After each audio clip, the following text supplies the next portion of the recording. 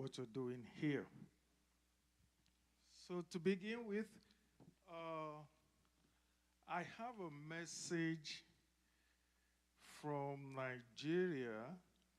Uh, Last week, June 1st, was, it marks the beginning of spiritual new year in Yoruba land in Nigeria. And during that ceremony, there was a divination was made for the entire world to see what is going to happen between now and the next 1 year. And they have some messages which I also like to pass across to each and every one of us here too, because I know it's something that is going to do us real good. Number one, the number one message is that for each and every one of us to be more prayerful this year because of a lot of financial challenges. So we have to be more prayerful. We have to take hard work, mentorship, and devotion to our ancestors seriously so that we could benefit from healing from our ancestors.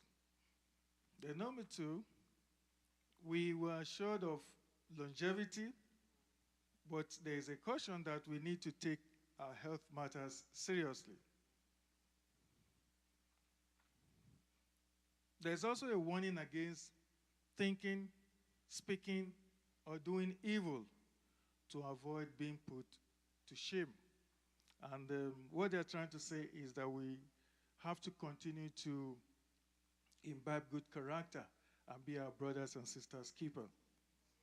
Then they said that this year is a year of reckoning for all conspirators, backbiters, and evildoers.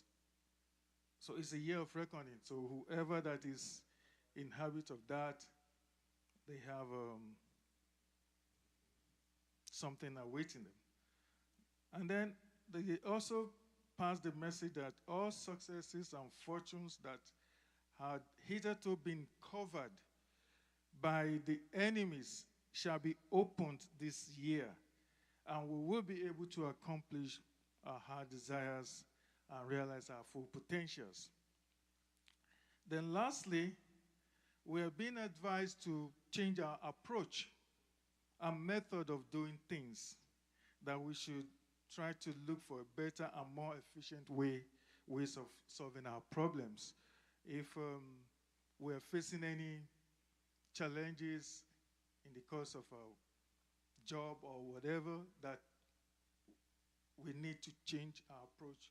Probably is the approach you're employing that is not working. So we have to look seriously and think of better ways of doing things. So those are the messages that they have for us. So from now we will have to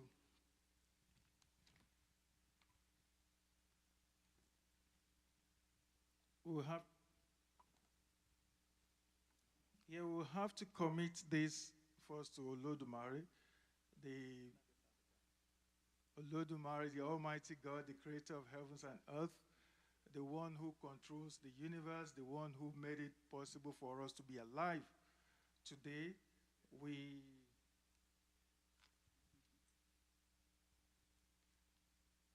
honor him, we pay homage to him, we acknowledge him, we respect him. We also give honor to our ancestors, the ones who charted the path for us, the one who had made sacrifice with their lives for us to be here today, because without them, we wouldn't have been here and we wouldn't have been what we are today. We remember them for the immense contributions that they have, made to humanity. We honor them, we remember them, we acknowledge them, and we respect them. There are also some of our ancestors that are worthy of mentioning here. They have at one time or the other have contributed to the growth of humanity. And I will begin.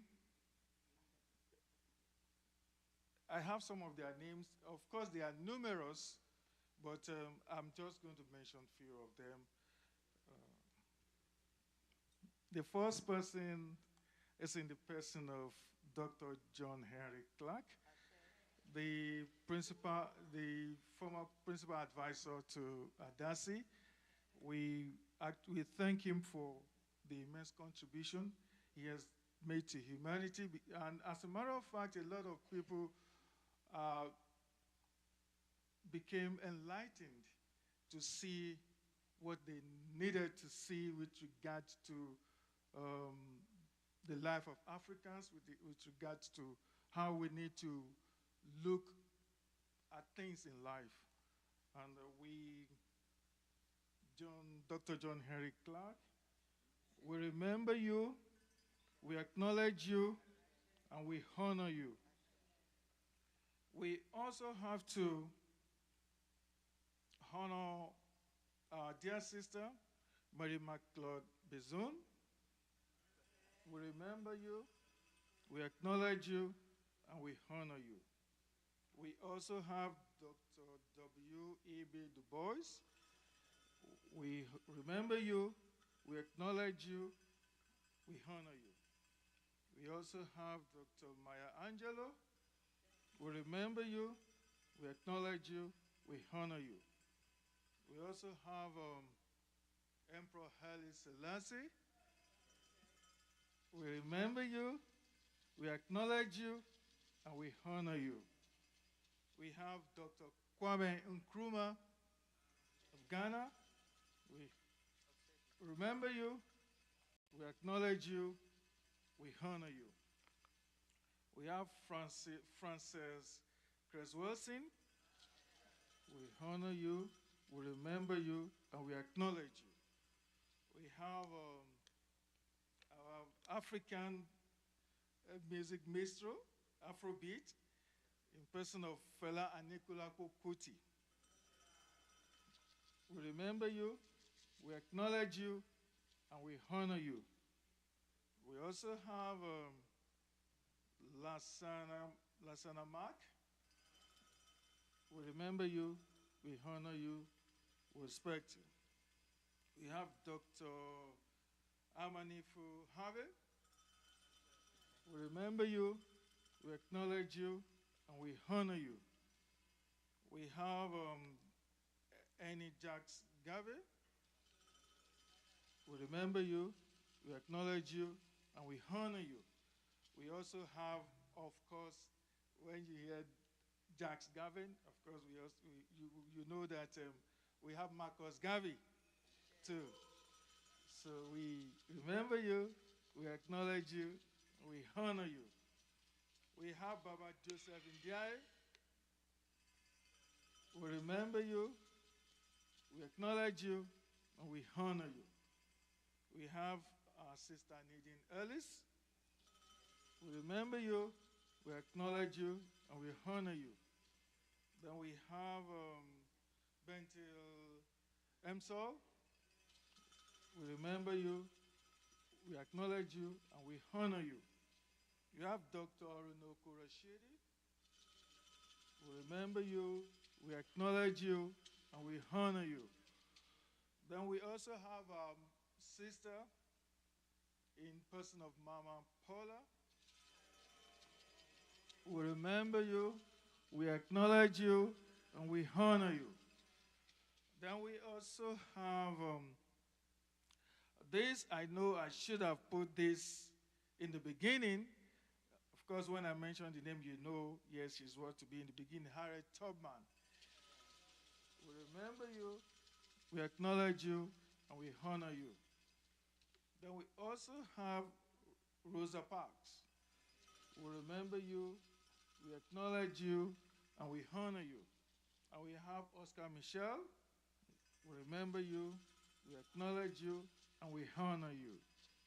We have George Washington Gavel. God, we remember you, we acknowledge you, and we honor you. And we have a Dr. Alexander Twilight. We remember you, we acknowledge you, and we honor you. And last but not the least, we have IW Well Bennett. We honor you, we remember you, we acknowledge you. And I also won't forget to honor our mothers and fathers that are here today. Um, our brothers and sisters, I also honor you, I acknowledge you, and I thank you for always being there. Thank you. So the next, we now have to, once we have done this, then we have a way of getting messages from the ancestors. And we normally do that by throwing cola nuts and bitter cola. Cola nuts is a symbol of unity and it's also used to ward off negativities. So that's why we're going to use that to pray for our long life so that we will not have any cause to experience premature death.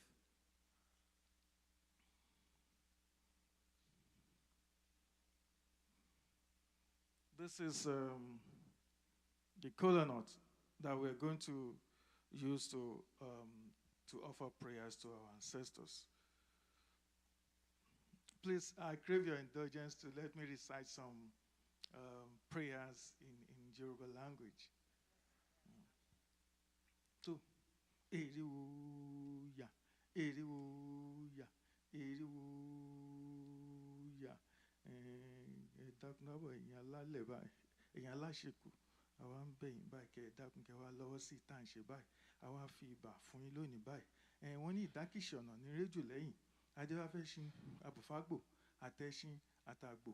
Àwòlé ọ̀ní alànà kan èso, díbá fún ọ̀ní alànà kan èso, níjọ́ tí ò rí bàálẹ̀ bà bẹ́ẹ̀ mọ́. Ǹjẹ́ ìbá bàbá o? Ìbá yèyé o? Ìbá olúwo o? Ìbá ojúbọ̀nà? Ìbá àpárìpátá adájọ́ má mèrò o? Àfẹ̀yí tí mo bá dá ṣe o, kóró máa ṣàìgbà o. Olówéré mo jẹjẹ, parákùn ọbàrìṣà. Àfẹ̀yí tí mo bá dá ṣe o, kóró máa ṣàìgbà o. Tó ẹ dákun dábọ̀, obìnrin báyìí, obìnrin ń bikú, obìnrin ń bàrùn, obìnrin ń bẹjọ́, obìnrin ń bòfò báyìí, kẹ́ ẹ dákun dábọ̀, kẹ́ ẹ bá ní ṣe ẹ bikú dànù, ẹ bàrùn dànù, ẹ bẹjọ́ nù, ẹ bòfò nù báyìí. Wọ́n ní Adégúnjú làwọ̀ alárùn, ìtàmùjẹ́ láwọ̀ ìtàmọ́pọ̀, ewé ọkọ la fi kóbì wáyé, ìgbàgbọ́ la fi ń kóbì lọ́nà. Adéwà fún òṣà ńlá ọ̀ṣẹ̀rọ̀ àgbò tí òrùn bí iṣẹ́ tá a rún bì, òbí jẹ́ ẹrẹ o, iṣẹ́ tá a rún bì, òbí jẹ́ ẹrẹ o, ẹ jíṣẹ́ owó, ẹ jíṣẹ́ ọmọ, ẹ jíṣẹ́ òwò fún wa báyìí.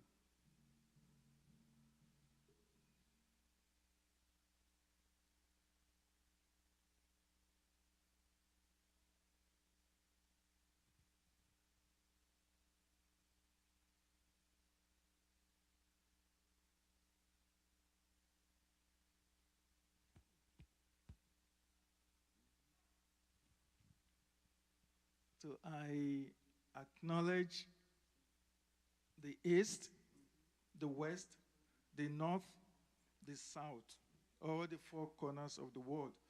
I acknowledge all the forces, spiritual and temporal. We're asking them to come and be part of this program. We're now offering this color note to get messages from our ancestors.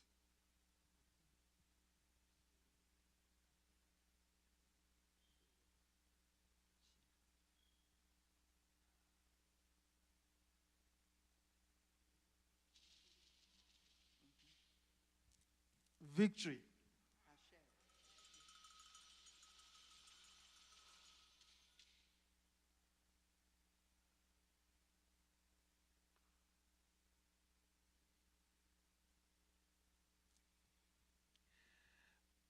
The first message that came is victory. That this year we're going to overcome adversaries and adversities of life. And they are telling us that some of us, or most of us, we have anxiety in our minds. We have things bothering our mind that this year we're going to have victory over all adversities. But this one comes with character. That for us to be able to achieve that victory, we must be able to imbibe good character. And with that, no holds barred.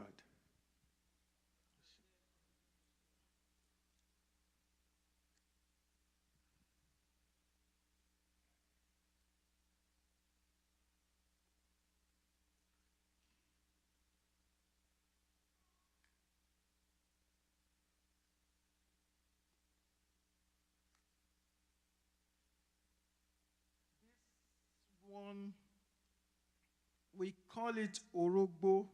It's bitter cola. It's a symbol of longevity. We always use it to pray for long life. And the reason why it is used to symbolize longevity is because when you plant this seed, for it to bear the first fruit, it's going to take 70 years. Thereafter, then it will be bringing forth fruits every year. But for the first time, it's going to take 70 years. So that's why we always use it to symbolize longevity. So using it to pray to our ancestors, you can grant us longevity.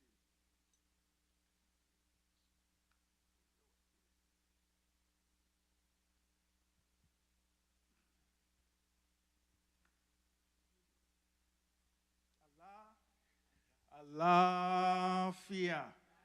Alafia. It came first with eta, which is character again. That once we have good character, good behavior, definitely there's going to be peace. Because Alafia means peace. So, which means we are being guaranteed peace this year. Thank you very much.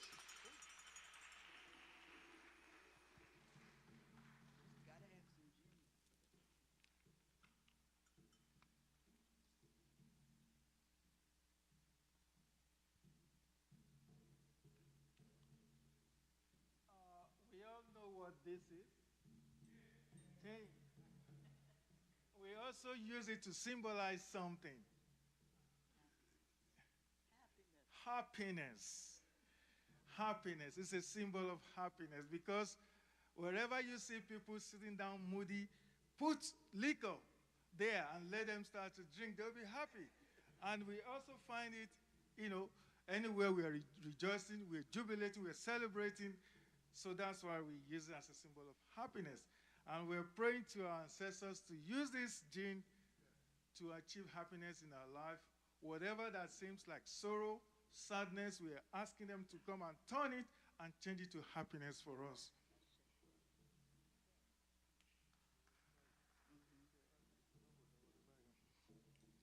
Ọtí lọtí ẹjọ́, obì lóbì í mọ̀ràn, ẹmu fún ẹmu àràjò òǹjọ, adé wa mú kékeré papọ̀, àbùfápá abẹ, kékeré papọ̀ wọn kì í tí ẹjọ́, ifá mo bá wọn rò mo ṣẹ́gun, àgbà ìpàpọ̀ wọn kì í tí ẹjọ́, ifá mo bá wọn rò mo ṣẹ́gun, àṣẹgbé àwọ̀ ọtí, léwáfọ́tí, ọtí ń lọ́jọ́ yìí á pé níjọ́, ẹ̀yin ò mọ̀ pé ọtí lójó yìí á pèlú wa, ọtí lójó yìí á pé níjọ́, ìpéjọ rẹ̀ nǹkan máa pè.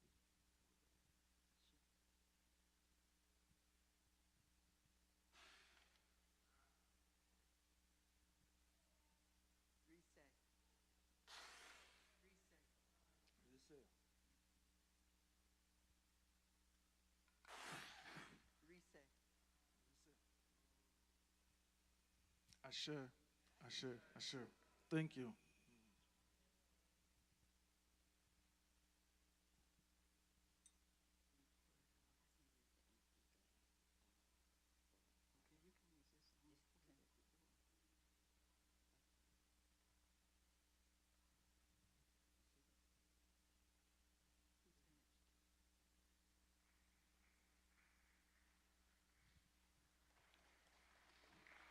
Thank you, thank you, thank you.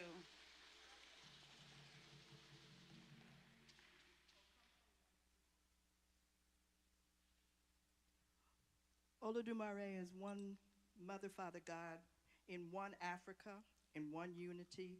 We come together. Okomfo will now pour libation in the tradition of a Khan. May I have the permission of my elders to continue? You have permission. This will be short and sweet, everyone.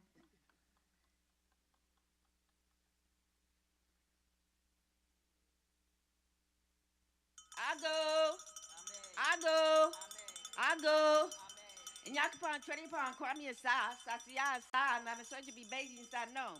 Now the AC Sa, now they Koki Sa, now Tigray Sa, now the Sankopa wa Adaroma, now the Sua Yasa, now the Trippama Sa, now the Suabanan Sa, now the Sua Botang Sa, now the Sua Tano, bathing Sa no.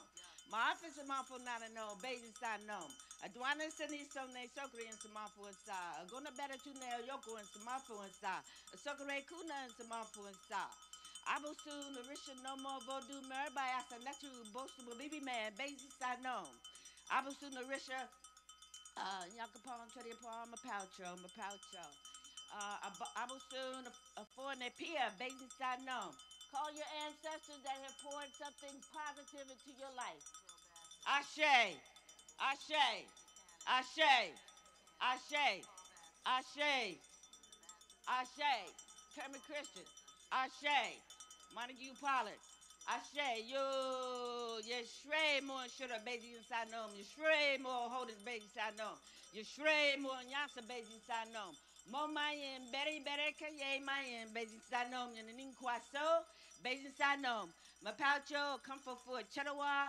Nah, we come to you. We invite you to be in this space. We invite you to touch each and every spirit, every heart, every mind. We invite you to continue to keep your hedge of protection around us from this day forward as we enter the new year. We thank you, Abusul. We thank you, Insamafo. We thank you that we have the audacity to step into the next day, which is today, and the days to come. We are thankful that we are prosperous. We are thankful that we're wise. We are thankful that we use intuition, discernment, intellect, and what the universe has bestowed on us as our birthright. In all of this, we say, Ashe, Ashe, Ashe.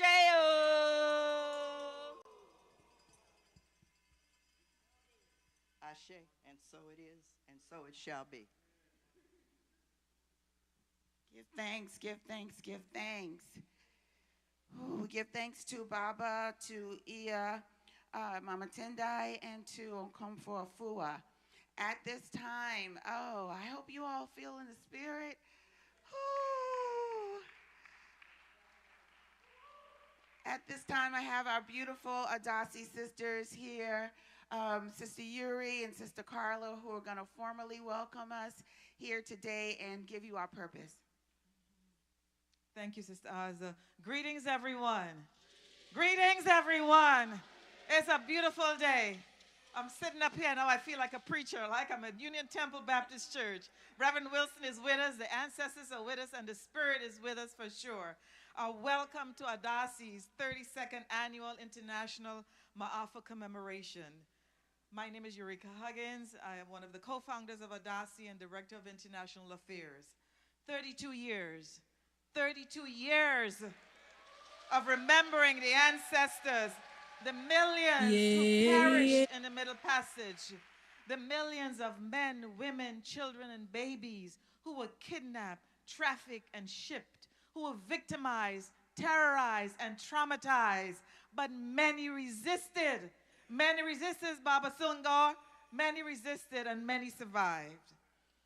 This year's theme, The Ancestors Speak, Healing from the Waters, reflect the healing that comes from the voices of the ancestors in the waters, our connectedness to them, and the realization that connects us to the source of our power.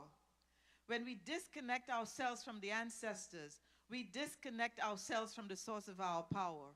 But when we remember the ancestors, we draw upon their strength, their courage, their wisdom, and their determination. And it helps us to move forward.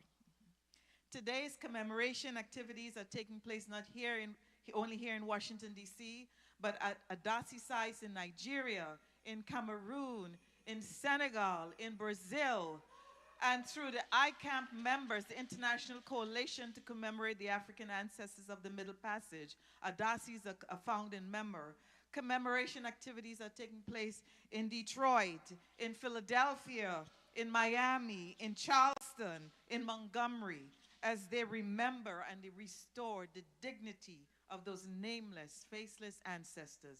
We remember them, and we thank every one of you for that spirit of remembrance. And now we're going to talk about what is the purpose of Adasi. Thank you, thank you. My name is Sister Carla Wynne Juf. I am the Director of Public Relations for Adasi and an early member of Adasi. And our purpose is to remember who we are and whose we are, right? Because this world will have us twisted if we let them. And so Adasi came into being from a vision that was given to our founders to help us to remember, to reconnect, to focus, and to connect to our ancestors. And this year, we have such a treat. We must commit to our legacy as people, as melanated people on these shores and in the islands who was snatched, right? So I just want to keep it short and sweet this evening, this morning. Thank you so much. Thank you, Mama. Thank you, sis. Yes, so we got our messages this morning. The libation has been poured. The ancestors are here. You have been welcomed, and you know our purpose. Let's keep it moving. Let's keep it moving. At this point, at this time, we are so very honored to be able to call on our sister, poet, warrior, queen, one of my personal teachers, my personal friend. I am so grateful for you. Let's give it up. Please help me welcome Sister Laini Mataka. She's going to bring us the word in the form of poetry.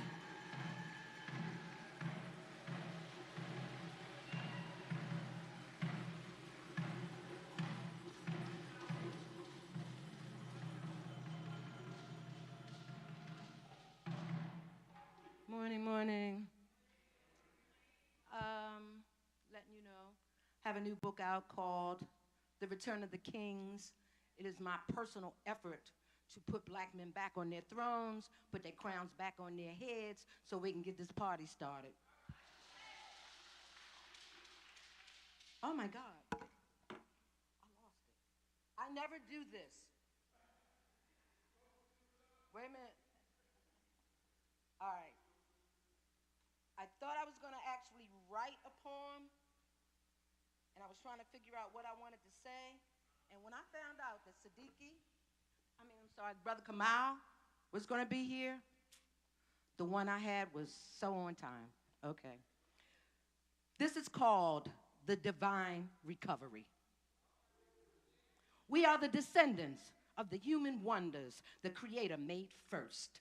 We are the descendants of those who thought the first thoughts, created the first words, and prayed the first prayers. We are the Star Committee, an earthly group with heavenly intentions, and we are here to perform an act of divine recovery.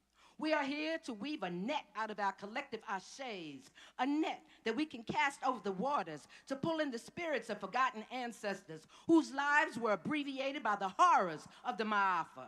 We are here to offer the healing of curative love to all the Africans ripped from all the villages of our homeland. We are here to officially mourn the tremendous loss of all the Africans that were brutally marched to the shores, as well as those who were casually dumped along the way without food or water. We are here to offer spiritual sanctuary to all the stolen Africans corralled like beasts in overly crowded holding pens, unable to cleanse themselves or relieve themselves without violating each other.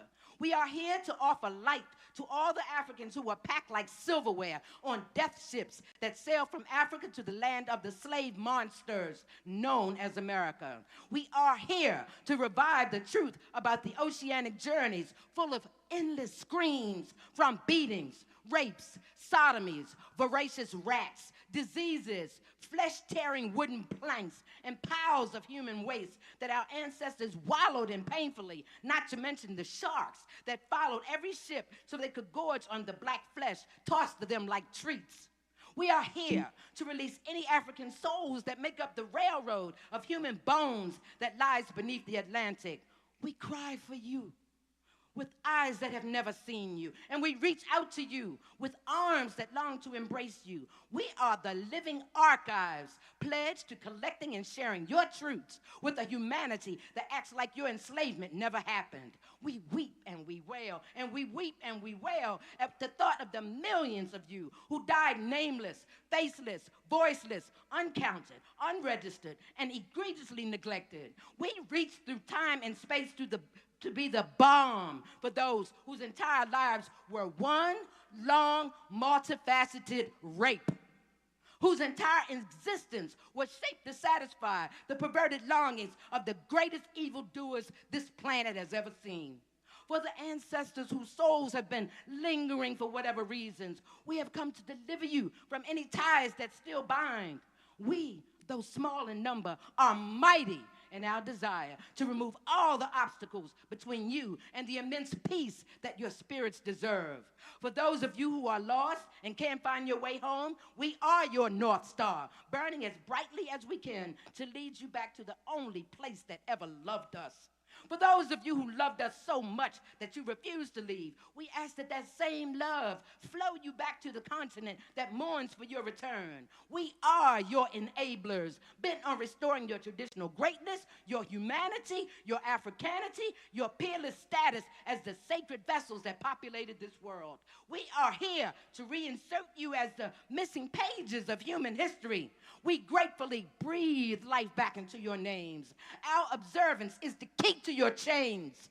We are the iron to heal your spiritual anemia, the only ones willing to resuscitate your spirits and renew your purpose. For those of you whose ashe is still intact, we ask that you strengthen and beautify our relationships to augment our umoja. We ask for financial abundance to secure ourselves, our families, our communities, and our homeland. We ask for the power and a way to keep death from eating our children and devouring our heroes. We ask that we be blessed with complementary partners as we lock and load to snatch back our freedom. We ask that you cover us with a layer of protection as we speak truth to power and to each other. We ask that you arm us in every single way to overcome our enemies' every gesture to make us disappear. We ask for good health for us and our loved ones so that our days of serving you can be long and thorough.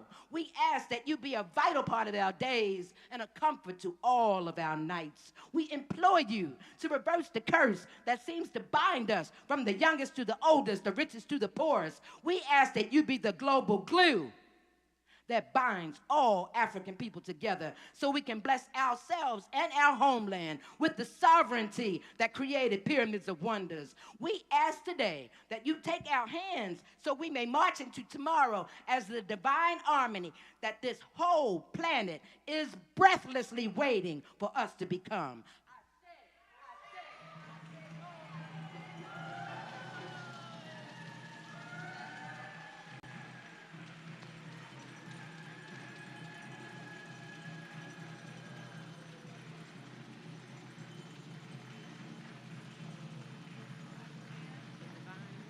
The divine recovery, yes. Woo! Yes, yes, yes. Woo!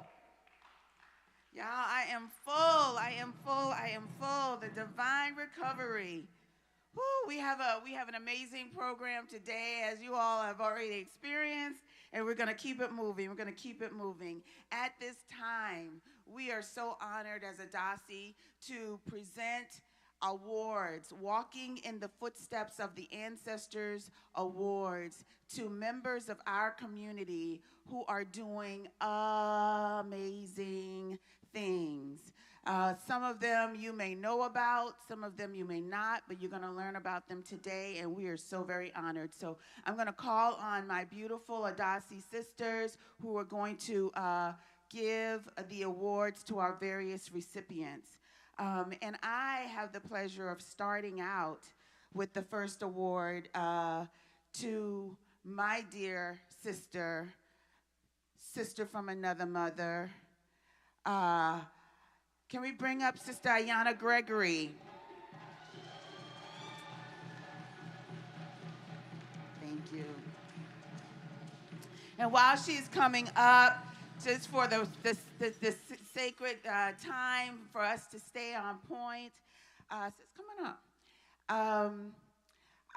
I'm so grateful for this sister. We are so grateful for this sister in our community and her family and the legacy that she is a part of and that she is continuing.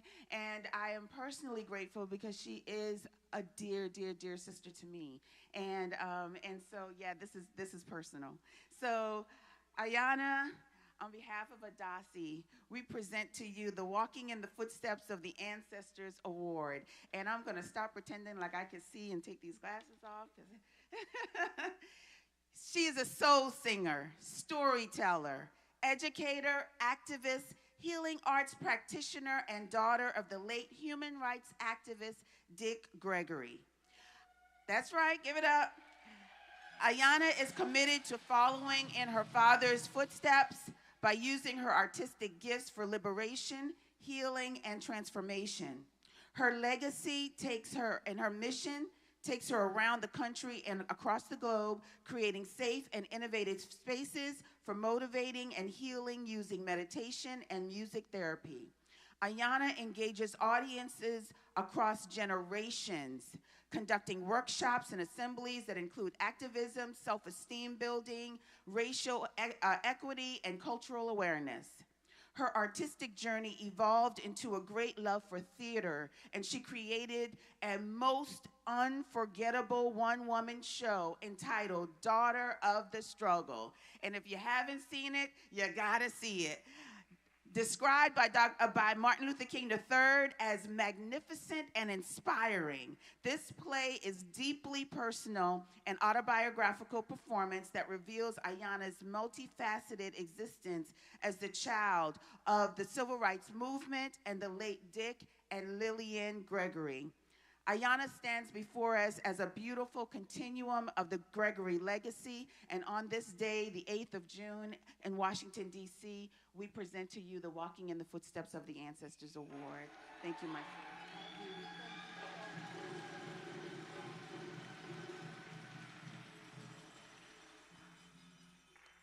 Thank you so much. Thank you so much. This is an honor. This is by far the most important acknowledgement publicly that I have ever received. So thank you. This means the most. So I'm so grateful. I thank you. I came to Washington, D.C. when I was 18. I went to Howard University, and from that time, I have been raised by the elders in this community. And so what you have seen, of course, in addition to my family legacy, is that I have done my best to make you proud. And so I'm just so grateful. I love you beyond words, and I will always, no matter where I go, I know them roots, and they are deep. They run very deep. So I thank you. I love you. I love you. Also acknowledge my brother, Johanse, who's the youngest child of Dick Gregory, and my family who's with him, my nieces, my sister-in-law, my god sister. There's so many. Yes.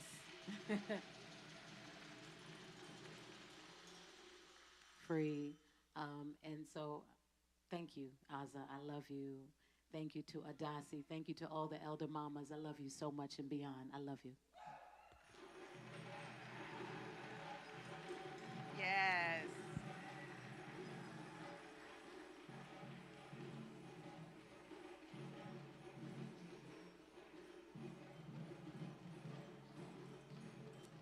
All right.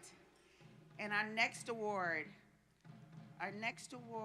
is going to be given by Okomfo Afua, and she is going to present the Walking in the Footsteps of the Ancestors Award to Amadou Koyate. You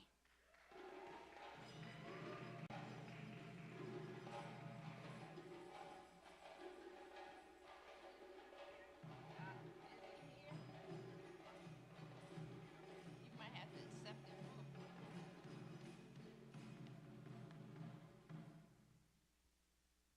Greetings. I bring you greetings from Washington, D.C. 3 or 5 generations. That doesn't even compare to my brother, Baba Amadou Koyate. Is he here? I don't see him. Is this any of his family representatives here? Okay, well, this is what we'll do. Huh? Mama Koyate, come on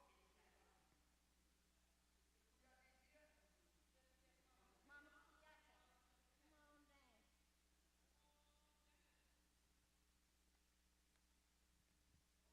We got some history too, y'all.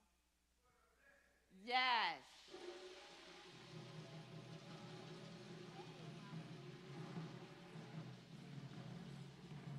I would greet you.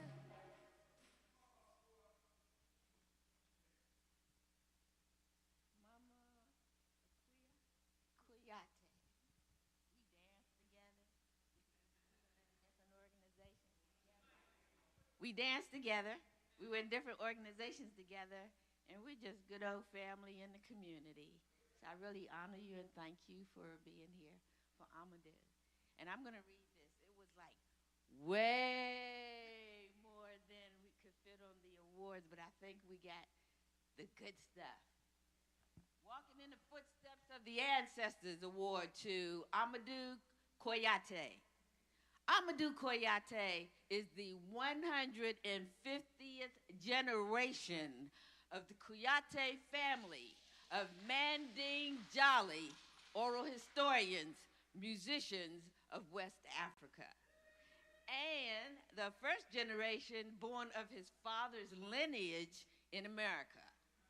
Amadou performed a musical montage of the 21-string kora and rhythmic presentations on djembe and kotiro drums. His repertoire ranges from traditional songs from the 13th century to original contemporary and compositions that infuse blues and jazz. Amadou performs with his world rock ensemble, Proper Skanks, Amadou Koyate Ensemble, the international duo project, We Do Everything, and the Memory of African Culture. Music partnerships include Baba Chuck Davis, ancestor, the African American Dance Ensemble, Fatafina Khan, and the Conqueron West African Dance Company. Many engagements include international, national, and local venues in England, Brazil, Colombia, and Costa Rica. The Baltimore Rhythm Festival, East Lansing and Daytona National Folk Festivals, Harrisonburg International Festival, Intersections Festival in D.C., Dance Africa D.C., Atlanta, Chicago, the National Symphony Orchestra, Carnegie Hall, National Geographic, the Kennedy Center, and the Smithsonian Institute. Amadou received the Maryland State Arts Council Governor's Citation, the Maryland Master Apprentice Award, Artistic Awards from the Arts and Humanities Council of Montgomery County, and the D.C. Commission on the Arts and Humanities. His gifts and talents resulted in scholarships from Howard University and Levine School of Music. His career studies have taken him to Mali, Senegal, Guinea, and the Gambia with master musicians of the Jolly tradition, including Jimo Kuyate, and Tumani Diabate. He lectured in African music and ethnomusicology at the University of Maryland, directed the African Drum Ensemble, and artist in residence at Montgomery College in Rockville. He currently lectures at Howard University and is ensemble director at American University, Gouger College, and UMBC. Amadou is an alumnus of the Artist in Residence at Strathmore Music Center and a teaching artist at Wolf Trap Performing Arts.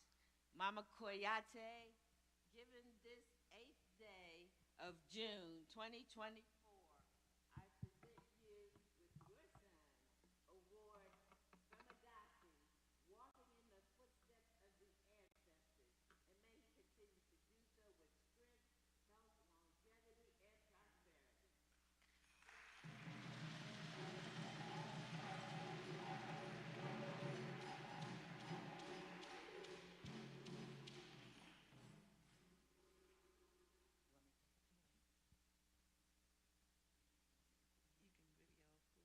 Peace and blessings, everybody.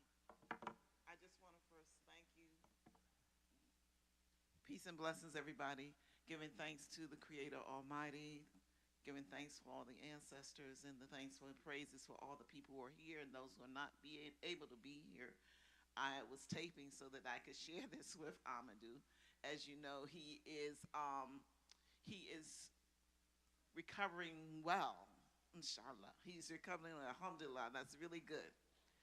And so um, he is doing things that are important, continuing. But I just want to say, and I can't speak for him because he's a jolly, you know. He has his own words. But I will say that not only thank you for all that you said, but so many of you are his parents in this community as well. So many of you have been teaching him in this community as well. He gives thanks each and every day for being a part of a community that embraces him and allows him to continue his legacy in the way that he needs to do it from this point forward, right? And so he continues that legacy and is very proud, very appreciative, humbled, graceful, grateful, and gracious for being acknowledged by Adasi. He said to me, Mom, this is really very special because this is from the people who are a part of raising me and know me well.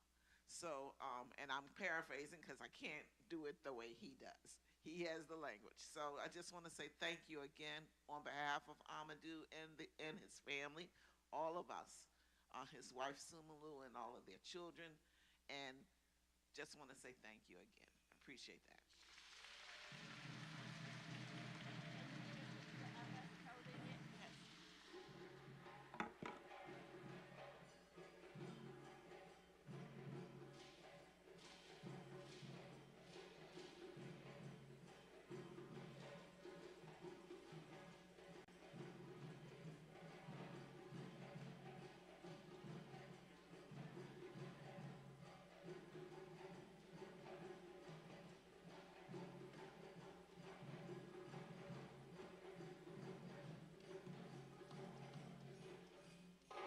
Thank you, thank you, thank you, thank you, thank you. Give thanks. Keeping it moving. Our next presenter, our wonderful sister, Mama Tendai, is going to present our next award to Sister Nakichi Taifa.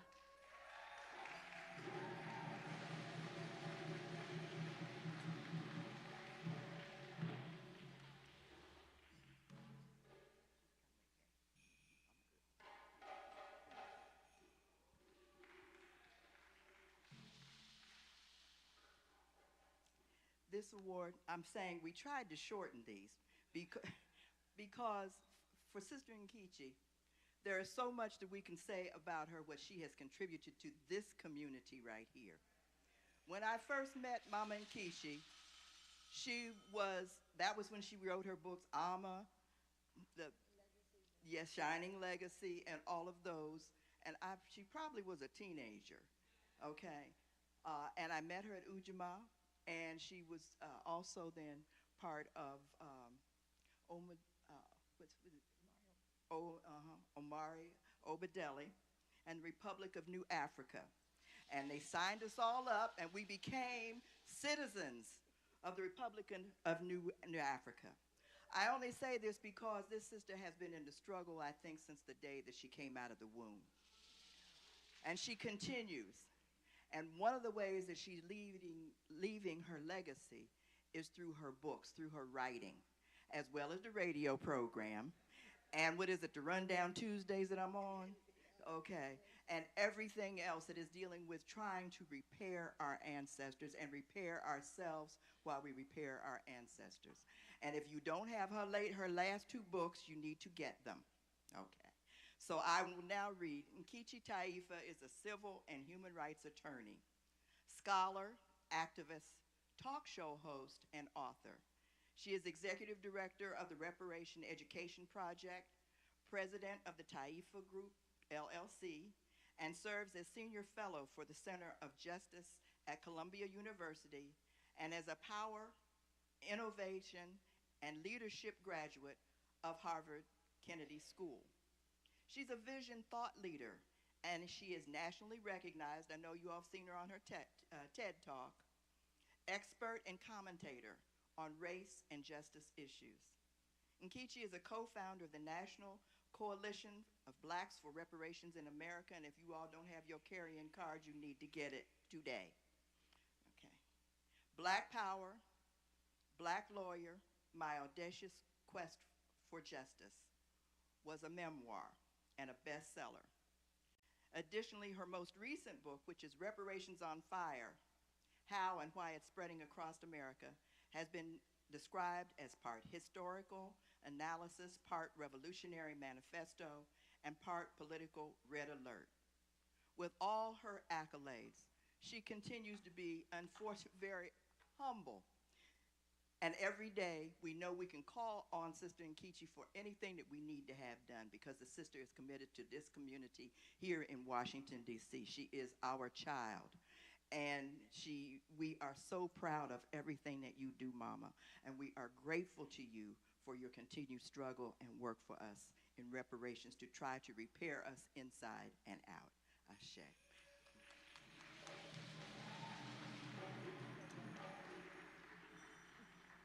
Asante Sana, I do pray.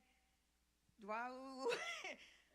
Oh, and everything else. You know, thank you so very much, Adasi, for this phenomenal award, walking in the footsteps of our ancestors. I am definitely a child of the struggle. I'm a child of Washington, D.C. It is this community that nurtured me. It's this community that gave me the inspiration and strength to do all the things that I do now. And the ancestors, Baba Ngoma Ibaye, and Reverend Shaka Musa Baba Shango Ibaye, Brother Mario Bubakar, it is this community, Mama Nia Kuyumba, the list just goes on and on, that just nurtured me. I never wanted to leave. I was a teenager when I started all this. Went to college here, went to law school here. All of my jobs and all like that were here because it is this community, this Washington, D.C. community that birthed Adasi.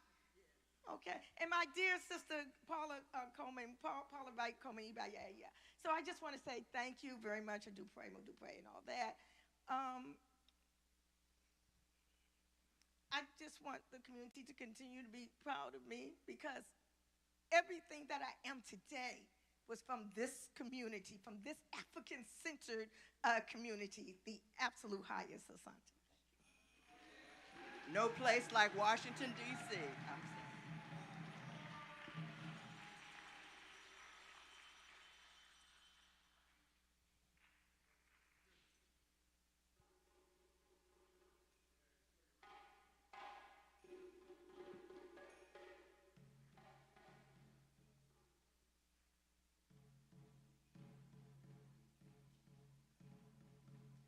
All right. Yes. Y'all feel good? Y'all still feeling good? All right. We're going to keep it moving. Our next award will be presented by our beautiful sister Yuri. And Eureka is going to present the award to none other than Dr. Greg Carr. No. You're doing Dr. Carr, right? Huh? Yeah, that's not here.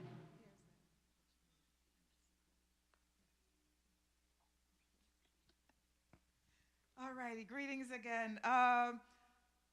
Professor Carr is unable to be with us. He, he was trying to be in two places at the same time. He tried really hard. So unfortunately, he was unable to make it back in time for the award. So I told him I'll accept it on his behalf, but I know that you all know Professor Carr, but I'll read a little bit about him. This Walking in the Footsteps of the Ancestors Award to Dr. Greg Carr. Dr. Carr is an Associate Professor of African Studies and Chair of the Department of African Studies at Howard University, adjunct faculty at Howard School of Law. He holds a PhD in African American Studies from Temple University, a JD from Ohio State College. Dr. Carr has led a team of academics and educators in designing the curriculum framework for Philadelphia's mandatory high school African American history course.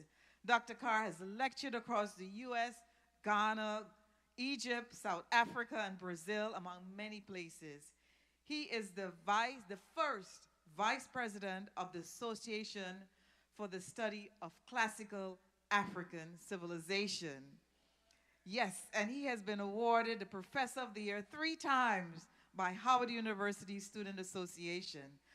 Professor Carr has been featured at Ebony Magazine, New York Times, the Washington Post, USA Today. We see him all the time on the news, but I know for us, particularly for Professor Carr, this award is being presented to him for his re-education and liberating work for people, for our people, to ensure that the brilliance, the spirit, and the energy of our ancestors, despite the enslavement and the horrors that they endured to build this modern world, will never be forgotten.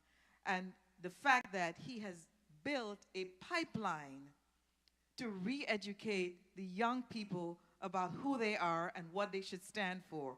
We are even more honored that Professor Carr studied under the late, great, the Grand Master, Dr. John Henry Clark, who is also an Adasi Senior Advisor.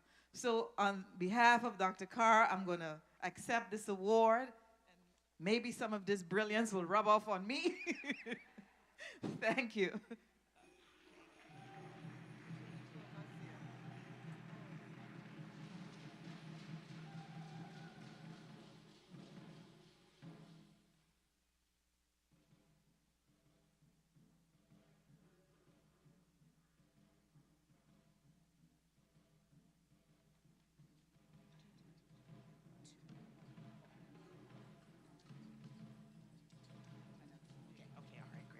All right, thank you, thank you, thank you, thank you. Keeping it moving. Our next award is going to be presented by our beautiful sister Carla to another daughter of the community. And so she's going to present the award to Atlantis Browder.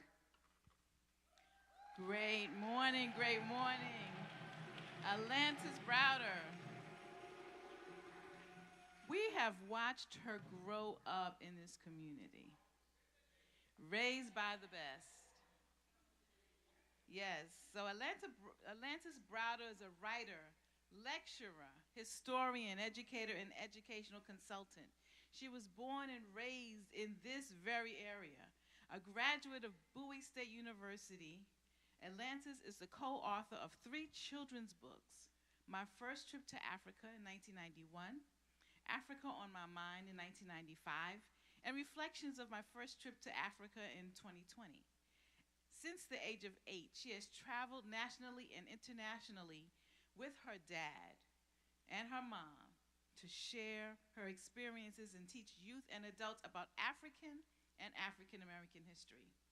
For nearly 2 decades, Atlantis worked as an intern, trainer, and consultant for the Children's Defense Fund's Freedom School program for reading curriculums to elementary and middle school students.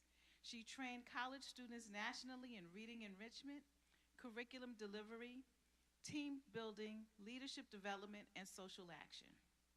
She worked as an administrator for the Freedom School summer and after-school programs for youth in Pennsylvania, North Carolina, Mississippi, Maryland, and Washington, D.C. Between 2007 and 2017, Atlantis was an educator in middle and high schools in the District of Columbia for 10 beautiful years, right? As a curriculum developer, she targets student engagement that promotes critical thinking, cultural awareness, creativity, and lifelong learning for students. And since 2019, she designed and implemented history curricula for academic institutions and community-based organizations. Her impacts are on elementary, middle, and high school students nationally, including California, Washington, Arizona, Texas, Florida, New York, Louisiana, Maryland, and the District of Columbia. Since 2019, she's consulted with ABEN as the National Program Development Director. Some of her notable projects include development of the ABEN STEM Initiative, ASI curriculum, a culturally relevant STEM program for elementary students. She created activity guides for ABEN's virtual trips to Africa, to Ghana, Nigeria, and Kenya. She serves as the National Director for IKG's Cultural Imperative Program, the Vice President of the IKG Cultural Center in Washington, D.C., and as an Assistant Archaeological Mission Director for ISA Restoration Project. Atlantis is the first youngest publisher in the United States, the first African American to enter the 27-year-old burial chamber of Karakorum in Kemet, and she and Anthony, our own beloved Dr. Tony Browder, are the first father-daughter archaeological team in history. Atlantis, we dedicate this award to you on this 8th day of June 2024 at Washington, D.C. Thank you.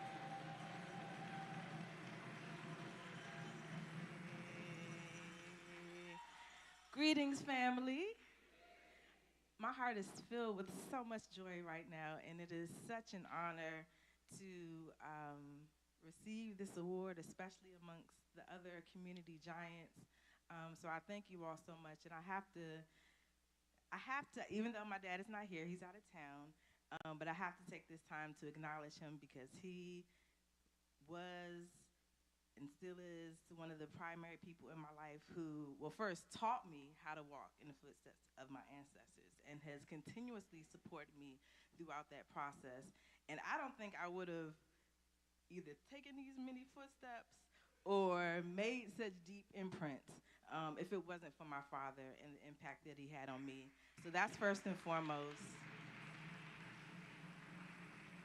And second, almost just as important, is really thanking you all. You all are my family. So many of you all have watched me grow up for the last 4 decades, and I appreciate the love, the support, just all of the positive energy. And I don't know if I can express how much it means, especially when I have those moments when I'm having doubts or sometimes even wanting to give up.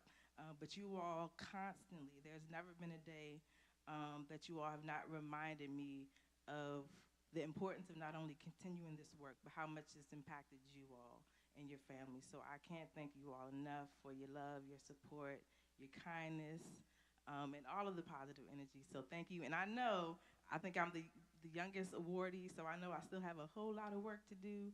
So I trust that I will continue to make you all proud, and I'm sure I'll be working with your children, your grandchildren, and we'll be continuing your work, your legacy, and passing on the things that you all have taught and helped build within our community. So thank you all so much. Thank you.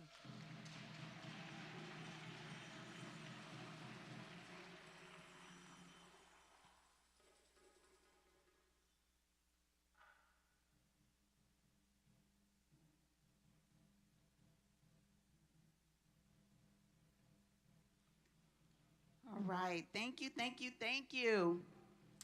And keeping it moving, let's give it up for all of our recipients of our 2024 Walking in the Footsteps of the Ancestors Awards. Yes.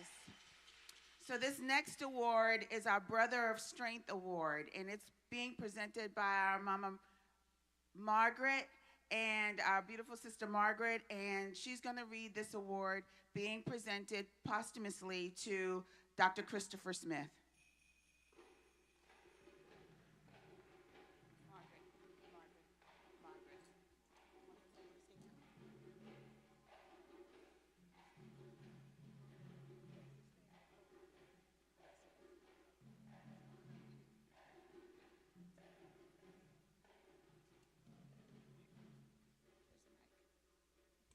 Dr. Coleman here?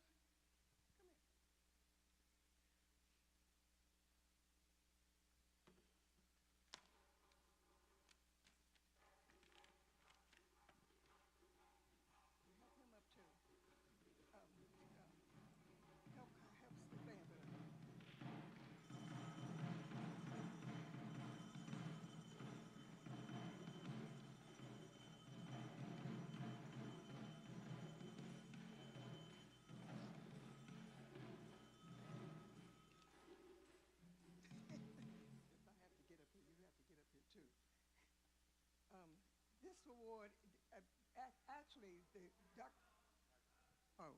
Dr. Christopher Smith is the son-in-law of Paula Coleman, and he died at an early age. And if you really want to know more about him, he has a biography that's pages, pages, pages long that will give you a good knowledge of what he has done in his life. Christopher Smith Coleman, PhD, was an inspirational scholar, mentor, and clinical professor of communications at USC Annenberg. He founded the interdisciplinary program Media, Economics, and Entrepreneurship, which is an undergraduate minor that studies the economic forces affecting the communications field. And he also created, mentored, advised the Women's Leadership Society. Dr. Smith developed curriculum programs and seminars that address trauma and testimony and the business of popular culture and entertainment. Globally, he did research and served on the faculty at universities in China, Johannesburg, Copenhagen, and England.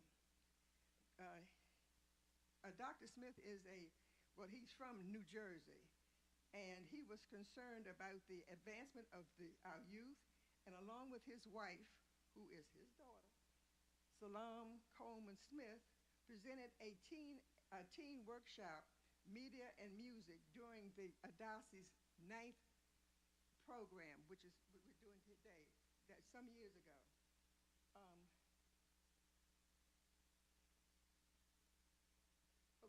This Brother of Strength award is award to Christopher Smith, and he's being accepted by his father-in-law. And we go back a long way. As you can see, we both age gracefully. But anyway, and so we're happy to present that to him because unfortunately, he died at such a young age, and he was doing so much, and it was very sudden. And if you were at the program that we had for Paula Coleman, he was there.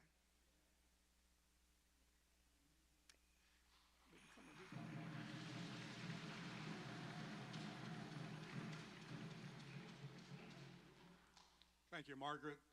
I'm Stanford Coleman. I'm the husband of ancestor Adasi co-founder, Mama Paula Wright Coleman. And I know she is right here standing beside me right now. And I want to say, we are together so very proud of brother Dr. Christopher Holmes Smith. It gives me great pleasure to accept this award from Adasi. Paula was one of the co-founders of Adasi. Paul and I were married for 54 years.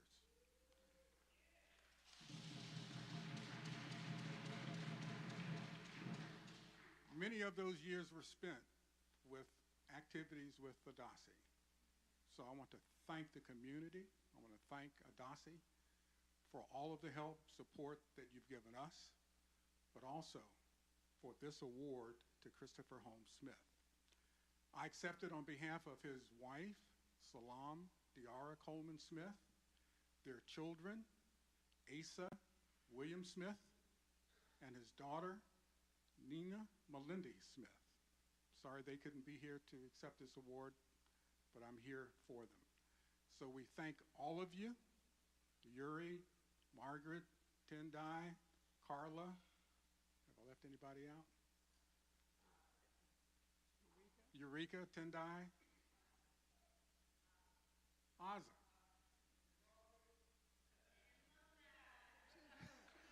All right. Well, anyway, Adasi, all of the Adasi sisters, and the Adasi brothers. So thanks to all of you for all that you've done for the community, all you've done for our family, and all that you've done in presenting this award, Brother of Strength. And it's my honor to continue to walk in the footsteps of the ancestors, Paula and Chris. Thank you so much.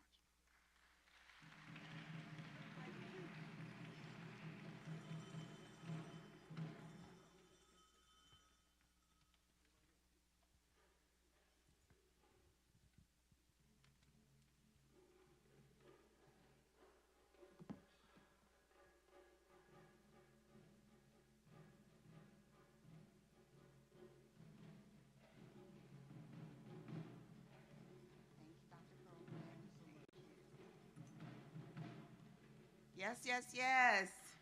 Y'all still feel good? Yes, yes, yes. I feel so good. And we're going to keep it moving. We have a wonderful, wonderful treat for you all in the form of song. And it's being presented by one of Adasi's Walking in the Footsteps of the Ancestors awardees, our dear, beloved Sister Free Benjamin. Y'all give it up for Free. And while she's coming up, again, we are just so grateful for all of you for being here. Give it up for yourselves. You're so, so, so, so beautiful. From my vantage point, you all look so good, and we're so grateful for you being here, taking the morning to come help us commemorate our ancestors.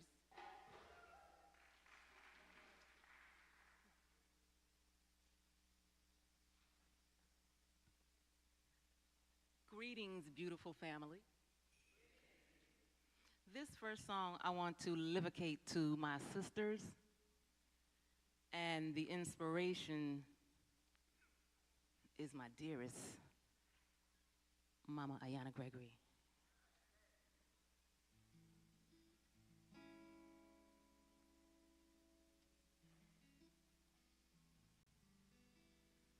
Did I take that off of standby? Hold 1 second.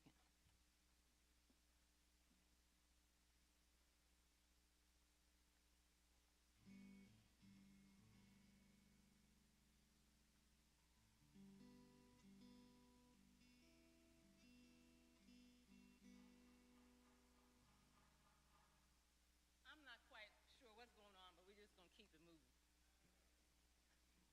This song is called Sister Love.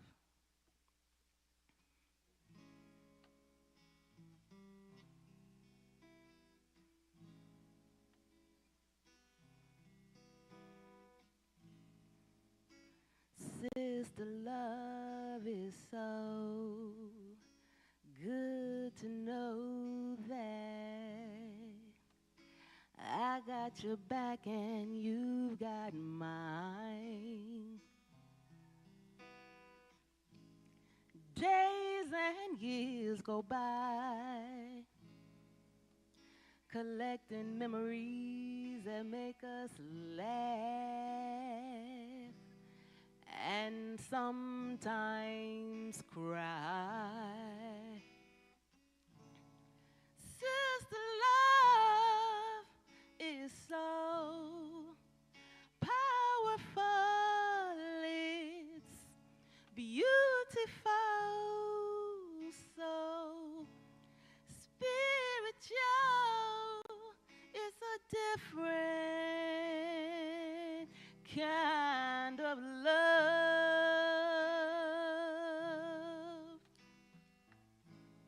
I trust you like I trust me, 'cause you give me honesty like nobody else.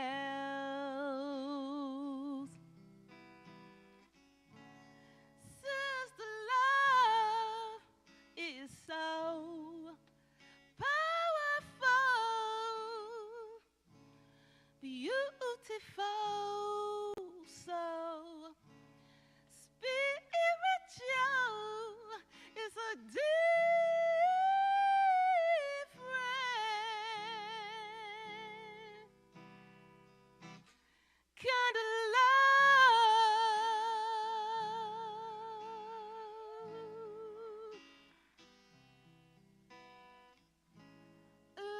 so unpredictable, we never know just how long we'll be around. But while we're here, we gon' celebrate.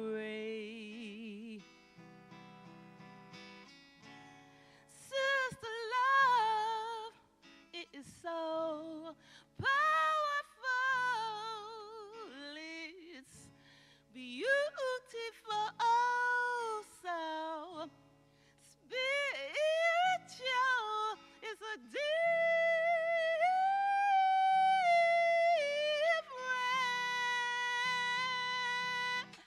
kind of love.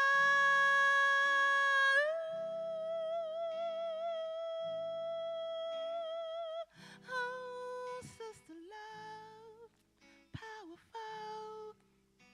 Sister love, spiritual. Sister love, powerful. Sister love, spiritual. Sister love, powerful. Sister love.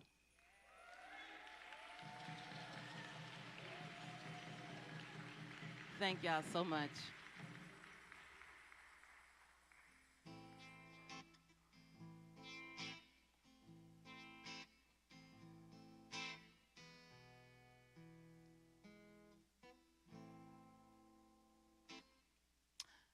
Grandma's hands clapped in church on Sunday morning. Grandma's hands, they shook a tambourine so well. My grandmama's hands.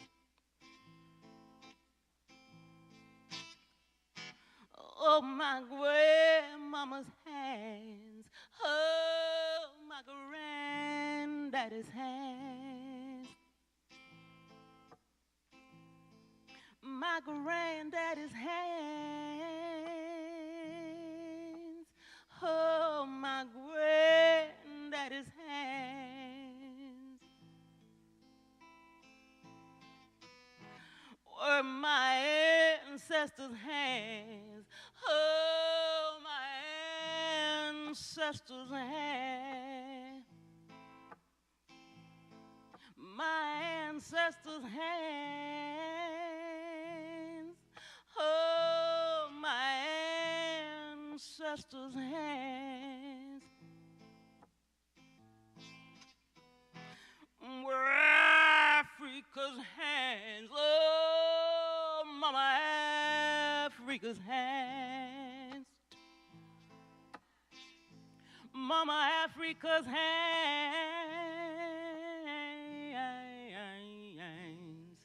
Africa's hands.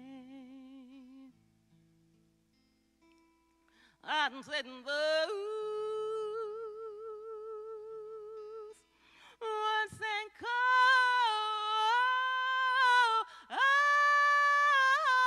first hand.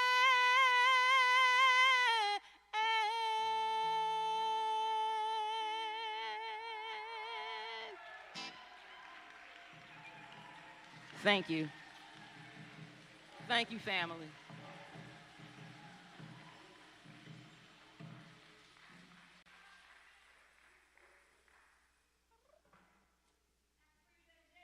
That's free Benjamin, y'all. Yes. Been jamming since she been born. Yes. Another sister from a mother, another one of my sisters from another mother. Love you, love you, love you. Thank you, thank you. So at this time, y'all give it up for Adasi. Yes.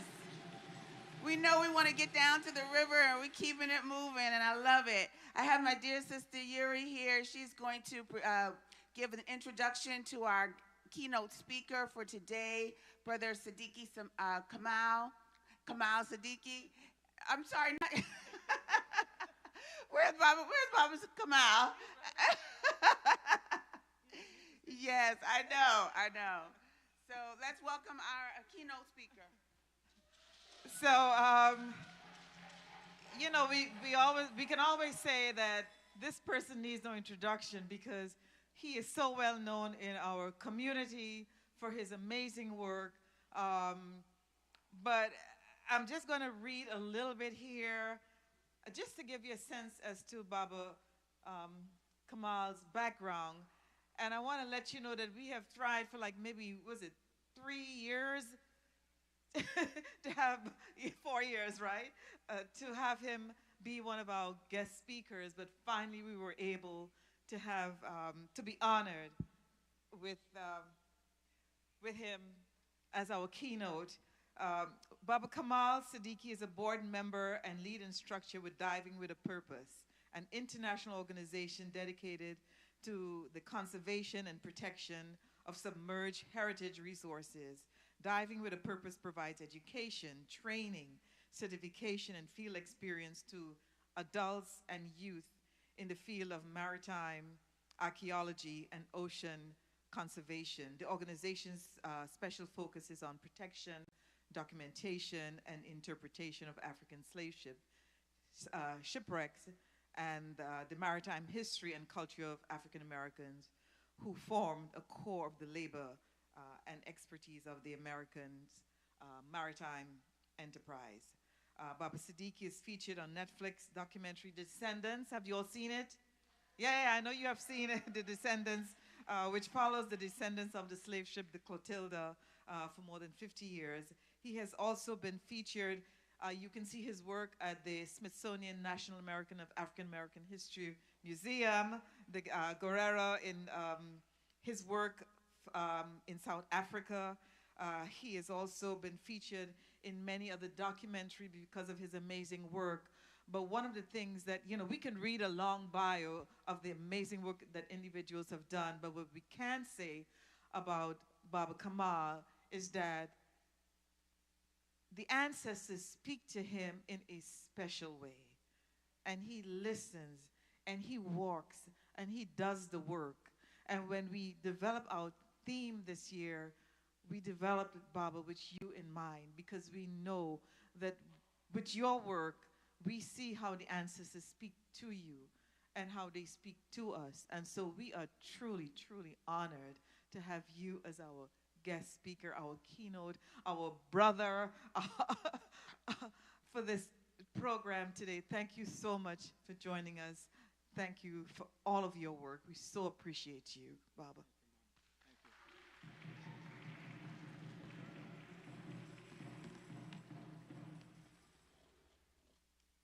Thank you for that, Mama Yuri.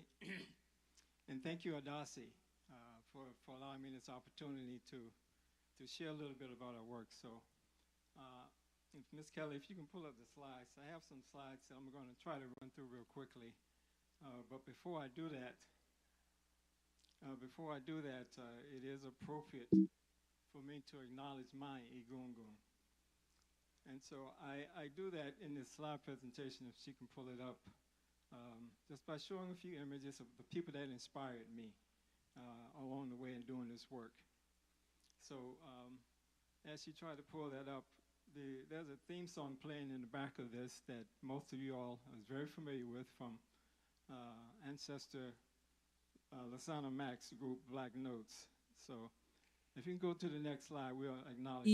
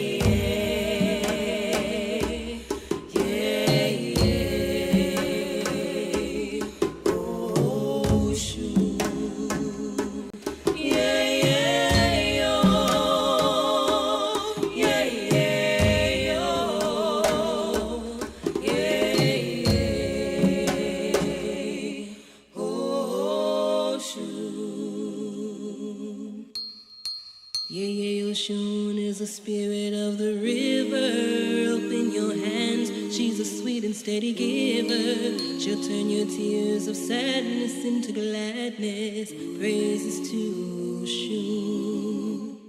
Yeah, Oshun is the spirit of the river. Open your hands, she's a sweet and steady giver. She'll turn your tears of sadness into gladness. Praises to Oshun. Creator, Ptah, Oludumare, Odumankoma, Nyame, Ama, Neter, all traditional African names for the one God. Abosun, Orisha, Loa, Neteru, aspects of the divine, Nsamanfo, Sheps, Egungun, ancestors on whose shoulders we stand. Black notes, libation, a spiritual offering, a prayer with props to God, to earth, with water, fire, air, breath of life of the Creator, divine presence, wisdom, power, connecting us to ancestors. Queen Nzinga, Harriet Tubman, Sojourner Truth, Kwame Nkrumah, Patrice Lumumba, Malcolm X, Stephen Biko, connecting us to ancestors, struggles to progress, past to present, enlightenment to African cultural, spiritual space, gracing the cosmos, the universe with aspects of the all, encompassing our entire being, singing in harmony with joy, in pleasure, beyond measure, in passion for life, voiced like the song of the river, flowing with the sensual grace of Oshun.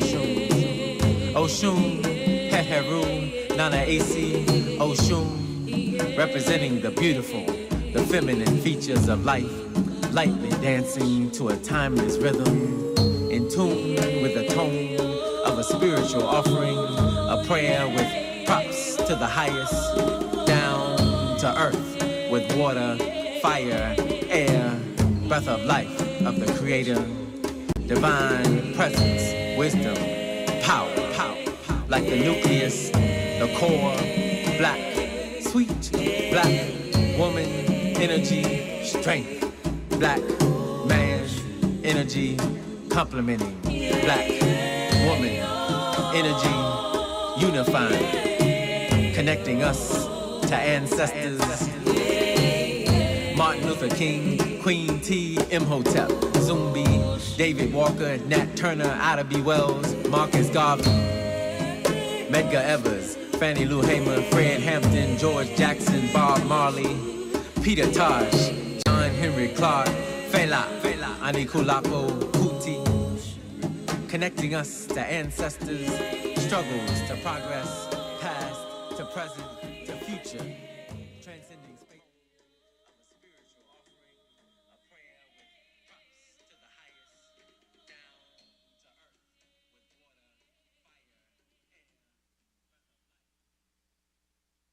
Ashe. Next slide, Miss Kelly. So this is, again, thank you, Adasi, for inviting me here this morning to participate in this very powerful ritual remembrance. And so this is about remembering. I'm going to try to hit that note, talk on that topic a few times here. But in order for us to remember, we have to really engage spiritually in terms of the material artifacts that's out there that tells our story. So water has memory, right? As we go to the water, we have to remember. So I'm going to try to raise some of those voices from the water for you. Next slide, Ms. I'm going to try to talk a bit about the organization I'm with, Diving with a Purpose, real quickly. More importantly, but decolonizing this narrative around this ideal of what happened to us in terms of enslavement period, focus specifically on memory, and then wrap it up talking about a couple of projects that I worked on. Next slide, Ms. Kelly. Next slide, please. So I'm a scuba diver. I have about 1,600 or so dives that I made in open water. About a third of those dives have been on shipwrecks that enslaved our ancestors. And to say the least, that's been a very humbling experience. So diving with a purpose is a fellow African-American divers primarily. We made it our purpose to engage this silent history that's been basically erased. You find it in the halls of academia, but in terms of the general mind of the public, this history is not well known. So we teach these divers how to document and do this work and bring those stories off the bottom of the sea. We also teach young folks to do it as well. We have a youth program we call Youth Diving with a Purpose. And we also engage the coral reef systems as well. Every second breath that you have just taken comes from these coral reefs. You know about the trees, right? But these oceans are critically important for a lot of reasons for the sustenance of our life. So we're teaching young people that awareness as well. We collaborate. Mama Yuri mentioned the museum, but we have other partners we work with as well, Society of Black Archaeologists, etc., to do this work. You might have seen it featured in the March cover of the National Geographic. Next slide, please, Miss Kelly. Next slide. Just continue. I talked about that a little bit. We're trying to sync up here. I'm running it here, and she's running it downstairs. So, Miss Kelly, I really appreciate you. It's a big challenge to get this technology coordinated. Next slide, please, Miss Kelly. Let's go to the next one. I'll talk a bit about those partners. Miss Kelly, go to the next one, please. And this is the National Geographic story that was done in March of 22 on our organization, Diving with a Purpose. So it's worth getting. This is the first time that you see Tara Roberts on the cover here, African-American woman on the cover of the Nat Geographics doing this work. Next slide, please, Miss Kelly. They're supposed to, actually, I'm supposed to have been on the cover with Tara, but that didn't happen because of some issues with the photo. So they gave me a centerfold, which I'm very appreciative. Next slide, please. So to get into work seriously here, we got to have some serious discussions about how we decolonize the narrative around this experience we had of enslavement, right? The language that we use, et cetera, is basically colonized language. So we have to deconstruct all of that and really focus on what it means when we speak. That's the essence of our spirit, our word, when we speak is very, very powerful, right? So next, Ms. Kelly. So we can begin by making a very explicit statement that our ancestors was never slaves. Our ancestors was never slaves. Enslavement was a condition, not their identity. So I want young folks to really latch onto that. So we have to cognitively, consciously eliminate that word from our vocabulary. Every time we use it, it diminishes us, it diminishes our ancestors, it diminishes our whole history. So that word is no more part of my vocabulary. So so we have to reframe the language as well. It's been dominated by colonialists, calling this experience the so-called the Atlantic slave trade. I say we change the language and we call it the transatlantic era of African enslavement. Or more importantly, the transoceanic era of African enslavement, because there were enslavement of our people in the Indian Ocean as well. And Sister Lakina, I love you, dear sister. We talked about the Maafa. Next one here, that great disaster that Sister Ani gave us this term, and let the circle be unbroken, the Maafa. And we have to really embrace this terminology, okay? On the next slide, it's a quote from Lonnie Bunch, and I think this really summarized it. It was an article he wrote for The Atlantic just recently back in December. He said, one can tell a great deal about a country by what it chooses to remember, right? By what graces the walls of its museums, by what monuments are venerated, and by what parts of its history are embraced. One can tell even more by what a nation chooses to forget or erase, right? What memories are erased and what aspects of of its past are actually feared. So we see this manifestation today, right?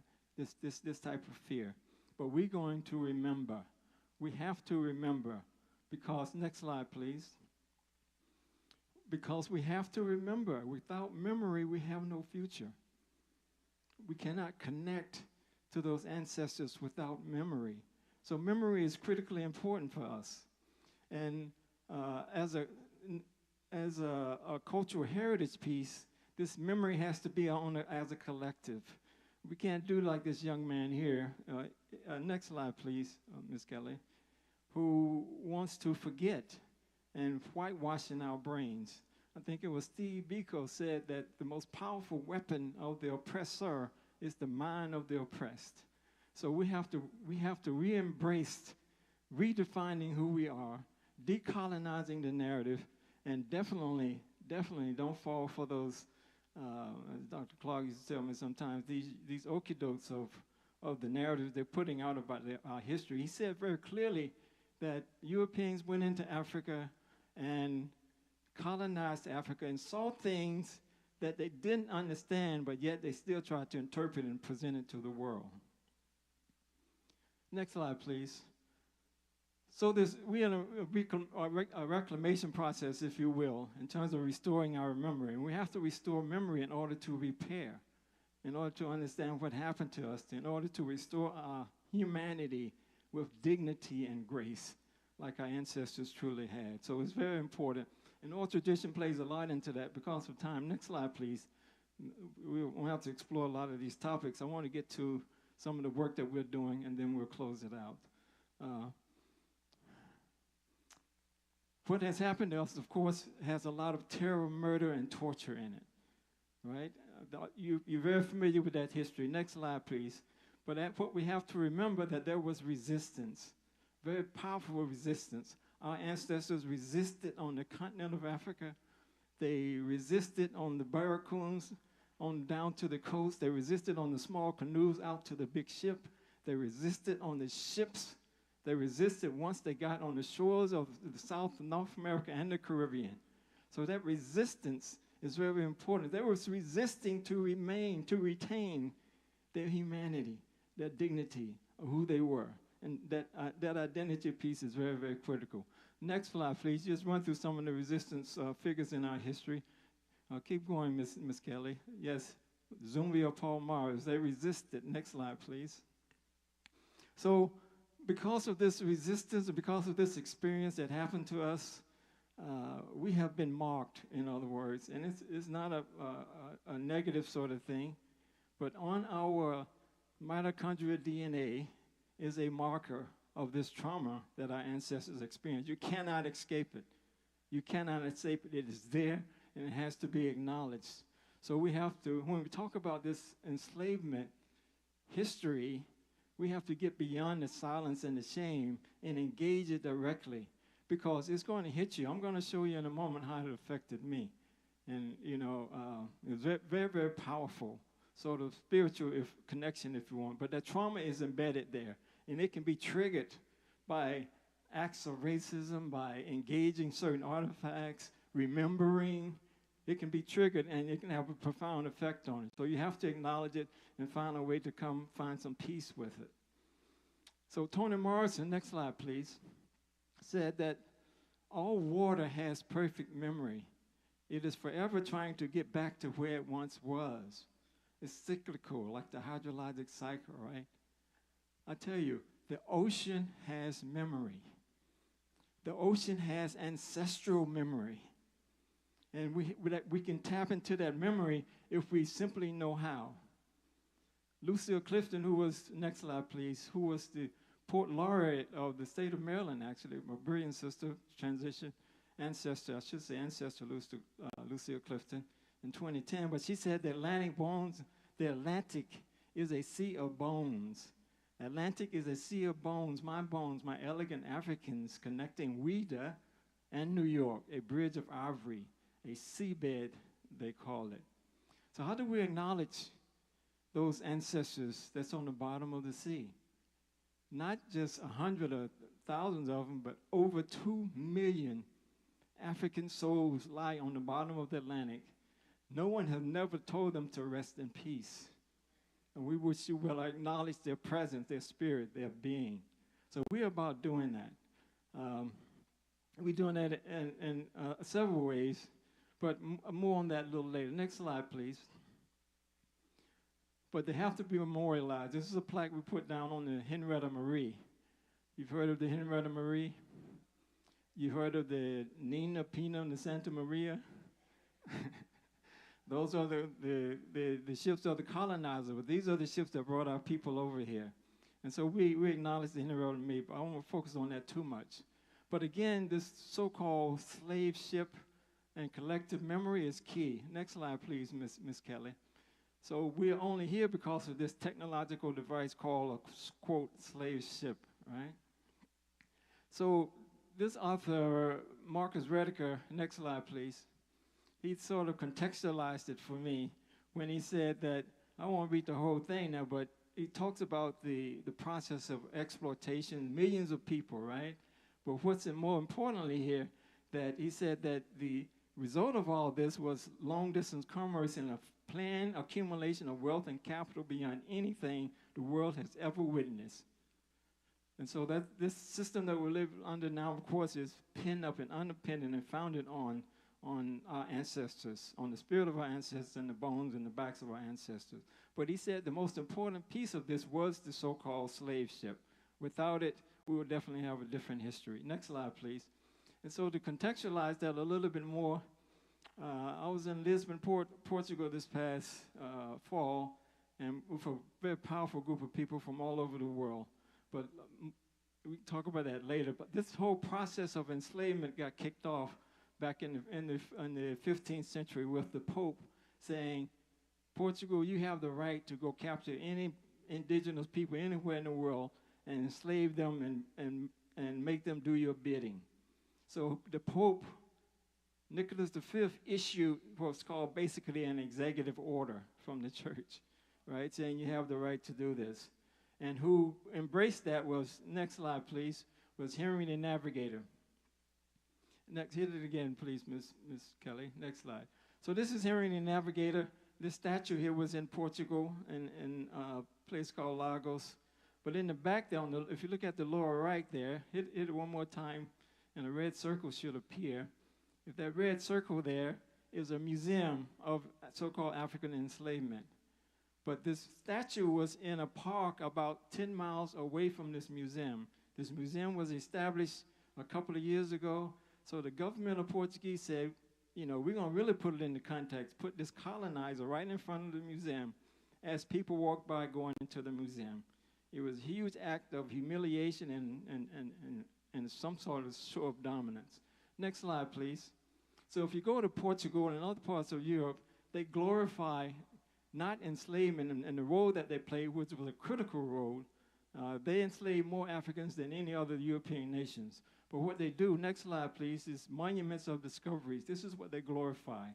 This huge megalith is on the river there in Lisbon, glorifying 33 Portuguese navigators. Next slide, please.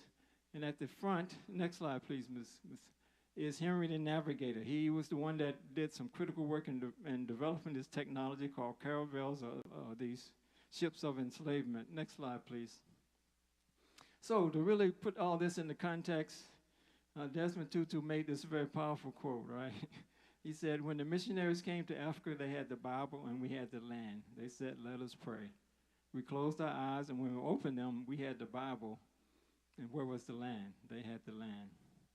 So we have to understand those forces of colonialism and what they did to us. Next slide, please. And the next slide. You see this red, you know this guy that's being framed in the red box? Why don't you?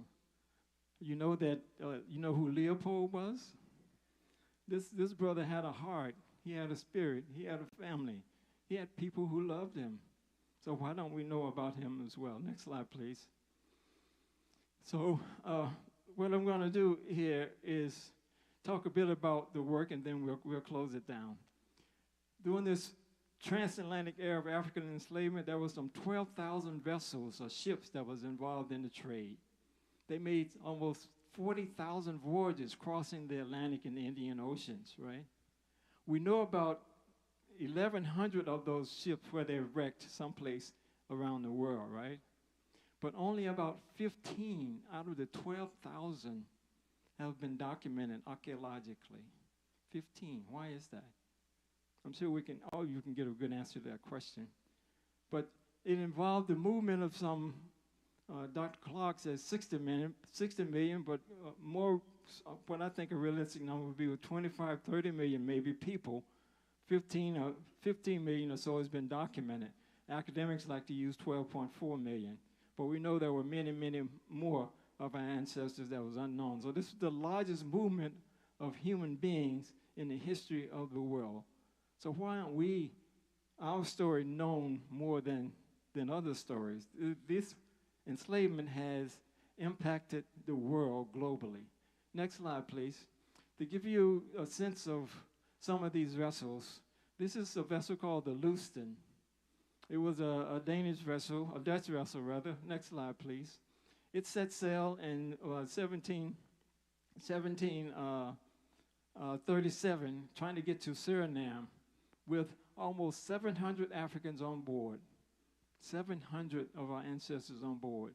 Once it got to the coast of South America, because of an incompetent captain, he misnavigated and had to come out the river that he had went up. And when he came out, we believe it was a hurricane. In any event, it was a massive storm, and he had to drop anchor in order to keep the ship stable. When he dropped anchor, the wind swung it around and slammed it into the reef. It started taking on water. He realized that he was going to lose the vessel, so he gave the order to abandon ship. But before he gave the order for the shipmates to leave the ship, he gave them another order to lock down the hatches. 700 of our ancestors could not escape.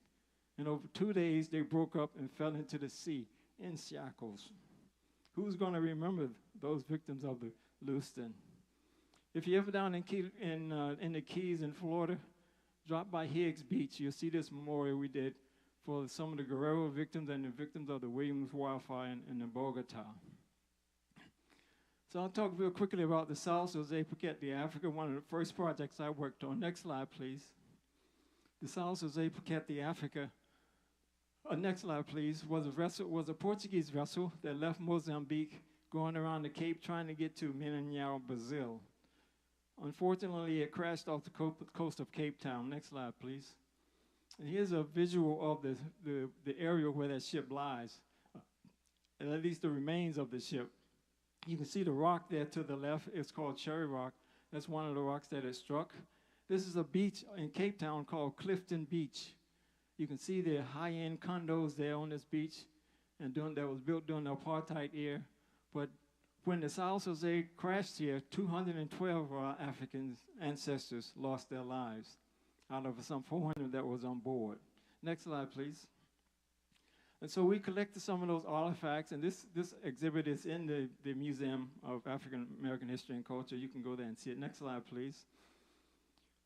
These are called ballasts. They are used to stabilize the ship when it's underway and when human cargo is moved around to give the ship some stability. Next slide, please.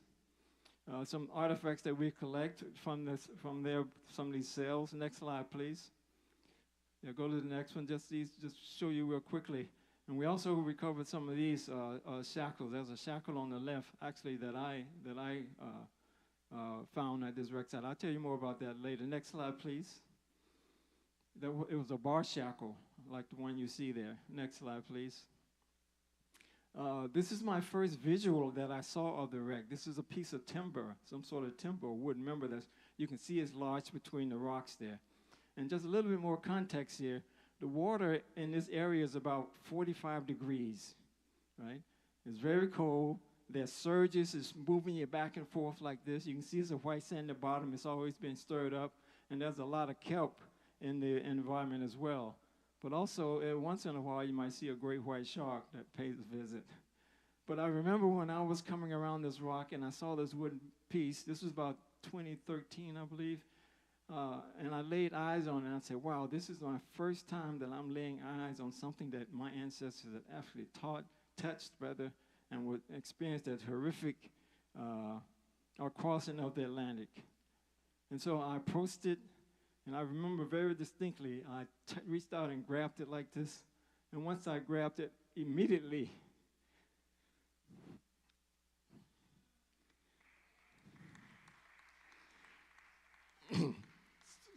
so that trauma can come up anytime, and I'm not ashamed about it either. I honor it. So when I touched it, I felt that vibration, the hollers and the screams that our ancestors experienced. I knew then that this is the work that I was going to be doing. Next slide, please. So it left a place called, next slide, please. This is Africa, Mozambique, near an island called the island of Mozambique, Ilha de Mozambique. There's an area called Musaril. The people, most of the people that was on this wreck, the Makua, M-A-K-U-A, Makua people. Next slide, please. And so when we found this wreck, we went back and told the Makua people, we found where your ancestors died, 212 of them. So if you know anything about African cosmology, right? If you are disconnected from your ancestors, it's like you're wandering around lost, misguided, walking on one leg, at least trying, right? So we told him that we have found that space. So next slide, please. You can see he's holding a cowrie shell basket in his hand. He went and got some earth from his village where most of these ancestors came from, and he gave it to Lonnie Bunch. Lonnie Bunch gave that soil to me. Next slide, please, Ms. Kelly. So we took it back to that space, and there was myself, who represented African diasporic people scattered all over the world. It was Tara, who's there on the left. She's a colored South African. In the middle there is Yara. She is a Makua youth, and we represented African diasporic people globally. And we're about to put this soil on this site. It was an incredible day, to say the least. Global media was there, et cetera, et cetera. Next slide, please. And we did that ritual. We placed that soil in the water. The water was very turbulent that day. We couldn't. The intent was for us to dive on it, but we couldn't because of the turbulence in the water. And after we did this ritual, Lonnie Bunch talks about this all the time, that the water, the big waves was rolling in, but once we put that soil in that water,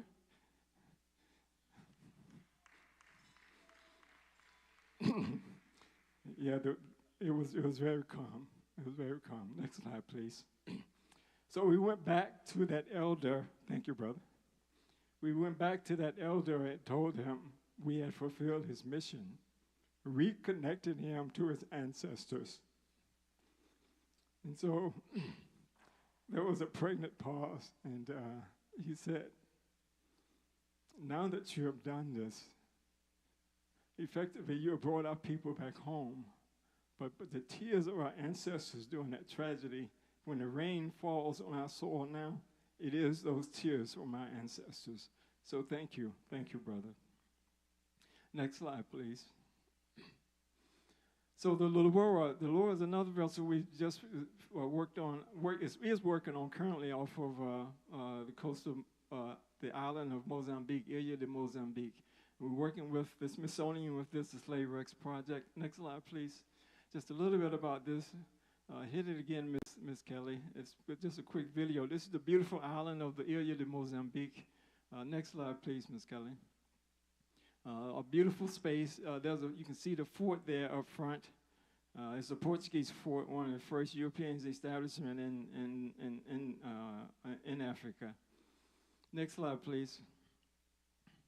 And so this is what we're looking at here. If you can just real quickly give you some of the archaeological sense and what these artifacts mean here. If you look on that, you can see, I think I might have it marked. Next slide, please. So this is a view of the hull of the Aurora. The Aurora was a massive vessel. It had about almost 800 people on it as well. So it was trying to get underway out of Mozambique, and our ancestors resisted. They revolted. And divine intervention or whatever you want to call it, a storm came up and the crew lost control of the vessel. The vessel slammed into the Sapakara Reef there, and unfortunately 400 of our ancestors died on this wrecking event. So we recently discovered it. We recently found it just last year. We made the announcement. And this is it. You're looking at it right now. So what you're looking at here, again, is a side of the vessel. Next slide, please. You can see that's got inner side planking and outside planking in the middle. Next slide, please, is what we call the framing that everything is nailed to. To give you a perspective here, next slide, please. That's the side of the ship there. And we're looking down on the top of that hull there, if you get the idea. Next slide, please. So this is the whole site. This is sort of like what it looked like. We believe that the whole ship is buried. I'm going to talk real quickly about out of those 12,000 ships, it's only one ship that we can actually see the outline of a ship. And this might be another one because we think the whole thing is buried. Next slide, please. So on the right, there's what you was just looking at, right? So that was the side of the ship. Next slide, please. On the left there, we see some things that's similar, but it's all buried. So what we think we're looking at it, if you're looking down like a bird's eye view, next slide, please. We're looking at the back of this ship, the stern, the rear area of the ship, as outlined there with these red markers. But it's all buried on tons of material that has to be extracted. And we're starting some of that excavation now. Next slide, please. So I close with the story of the Clotilda. You might have heard of the story of the Clotilda. It's about a community north of Alabama called Africatown. Africatown is the only, that I know of in historical record, town that was settled by Africans and is still in existence. So if you haven't heard of Africatown, let me tell you just a little bit about it and the work we're doing with the vessel that we found there. This is Africatown there, and to the bottom of the picture is Mobile, Alabama. The red circle is encircling a space called 12 Mile Island. And on the eastern channel of that island, next slide please, is a wreck called the Clotilda. This sister here at Hampton University, called Natalie Robertson, documented from an African-centered perspective, very powerful, this whole story of the Clotilda. I encourage you to get her book. Next slide, please. There's another book called Dreams of Africa in Alabama, written by this Ethiopian sister, Sylviane Jouf. And the most recent one you're probably familiar with, next slide, please, is called Barracoon, that was written by Zora Neale Hurston. She went down during the 1920s and interviewed some of the survivors of the Clotilda and documented it in this book in its own language as she was having these continuous conversations with Oluwale Kazulu, so-called Cujo Lewis. Next slide, please. So this is Africatown. Next slide, please. There's some artifacts that's still left from the original descendants. This is just one of the chimneys that was of the homestead of Gompa Peter Lee, who was one of the descendants, but all the other homes has been destroyed. You can see a highway there that the state of Alabama put right down through the middle of the community, separated a church from a cemetery. People can't even cross the street anymore without being escorted or they actually have to install a red light just to get across the street, get across this main highway. Africatown has suffered tremendously with environmental racism, economic exploitations, et cetera, et cetera. Before this highway, it was a vibrant community of about 15,000 people. Now only about 2,000 exist. And their story is being lost because we really hadn't fully embraced how we're going to tell this Clotilda story. Next slide, please. This is the church where they were celebrating the 50th anniversary there. They call Union Temple Baptist Church. Next slide, please. It was founded by, the church is still there. This is a more modern photo. Founded by Oluwale Kazulu, a so-called Cujo. Next slide, please. This is his memorial in Benin, Ouida, Benin, because we made that connection with that community that Cujo Lewis came from. Next slide, please. This is his memorial marker in this graveyard, this 300-plus-year-old graveyard that's across the highway from that church, Union Temple. Next slide, please. This is where the Clotilda wreck lies. Again, I didn't give you much of a backstory about the Clotilda, but it is the last vessel that brought our ancestors into the U.S. in 1860. It done it so illegally because, quote, I can't, I struggled with the thing about legal and illegal about enslavement. But anyway, 1808, importing Africans into the U.S. was supposed to have been banned. But after 1808, we have another million or so Africans coming into the U.S. For enslavement. Next slide, please. And so we were there at this site in May of 22, doing some extensive archaeological work. We extracted about 94 artifacts from the wreck. We don't like to do that, but we did it in this case to get to tell the story more fully. We put all of them back except 4. Next slide, please. Next slide, please. This is one of them that we did not put back. We thought it was worth conserving. It's a critical part of the story. This is a part of the mechanism that controlled the rudder of the Clotilda. Next slide, please. This is some of the piece of the hull on the right side there from the Clotilda. And on the left side there is that shackle I mentioned earlier I found in South Africa.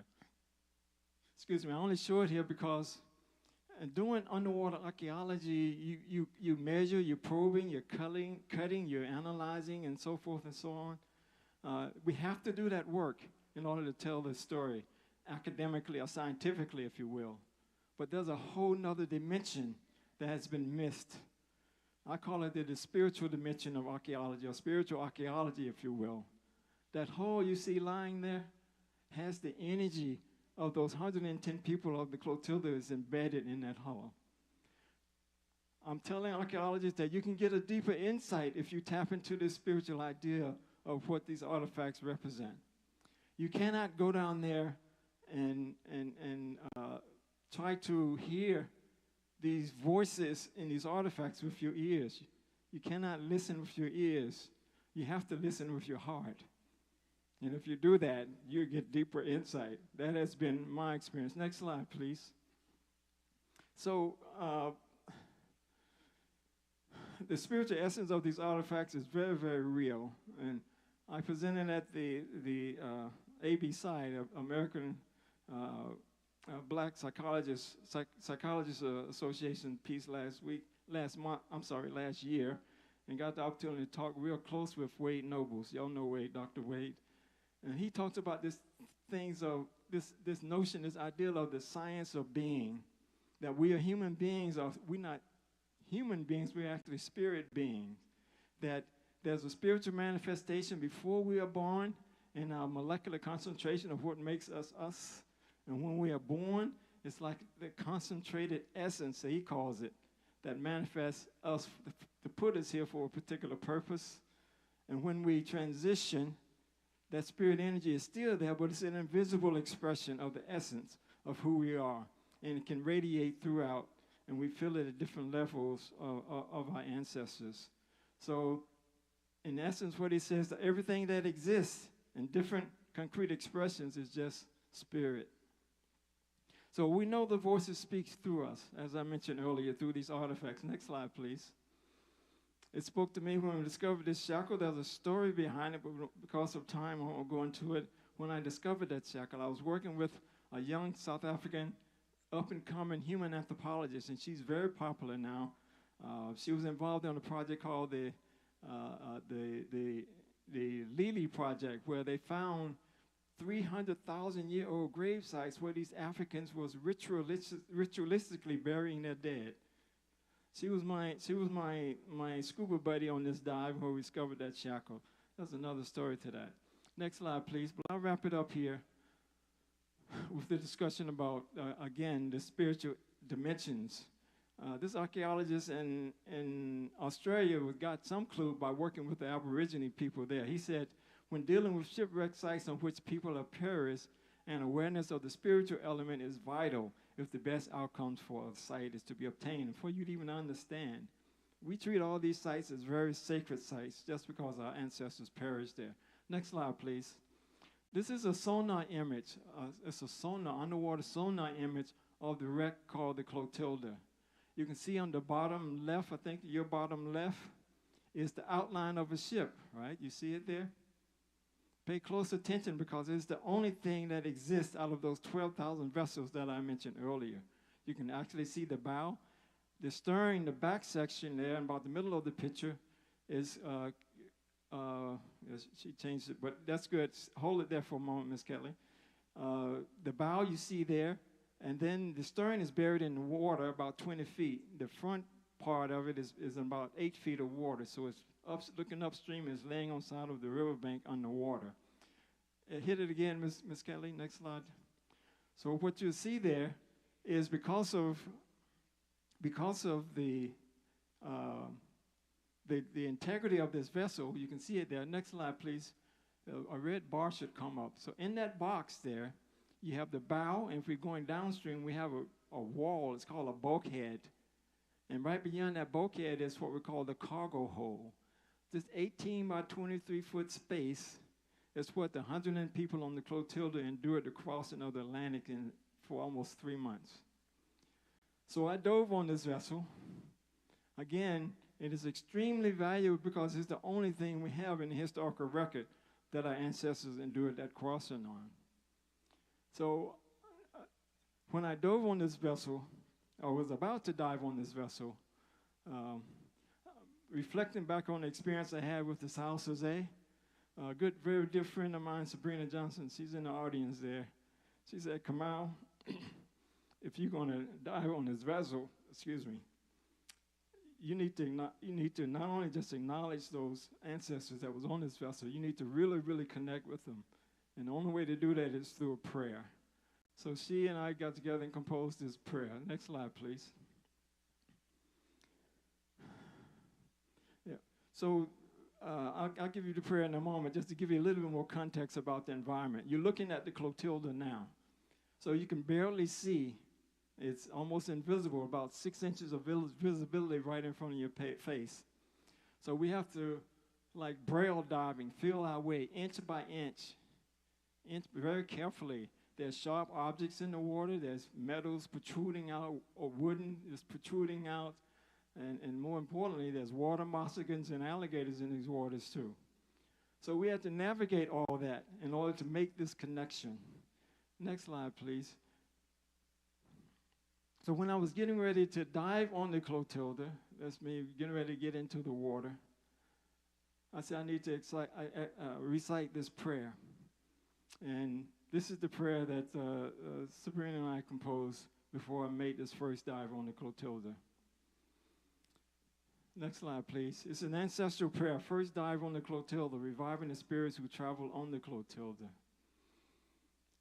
Beloved ancestors, your voices have been quiet for 162 years, but your silence ends now.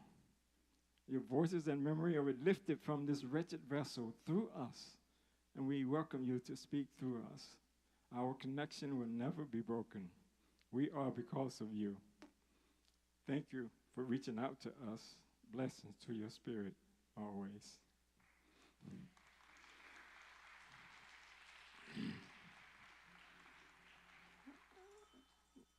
That trauma is being triggered again. Next slide, please, Ms. Wilson. So we can remember them. We can remember them by calling out their names. Next slide, please. So please, let's call out their names. Oluwale Kazula. Next slide, please. Call out their names. Vidoshi Sally Adams. Call out their names. Kupoli Polly Allen. Call out their names so they can hear you. Zuma. Call out their names so we remember. Oshakibi. Call out their names so we never forget. Abachi Claire Turner. Call out their names so we remember Charlie Lewis. Call out their names. Goompa Peter Lee. And call out her name loud and clear. Matilda McCrae. Matilda McCrae. This sister understood what reparations was all about.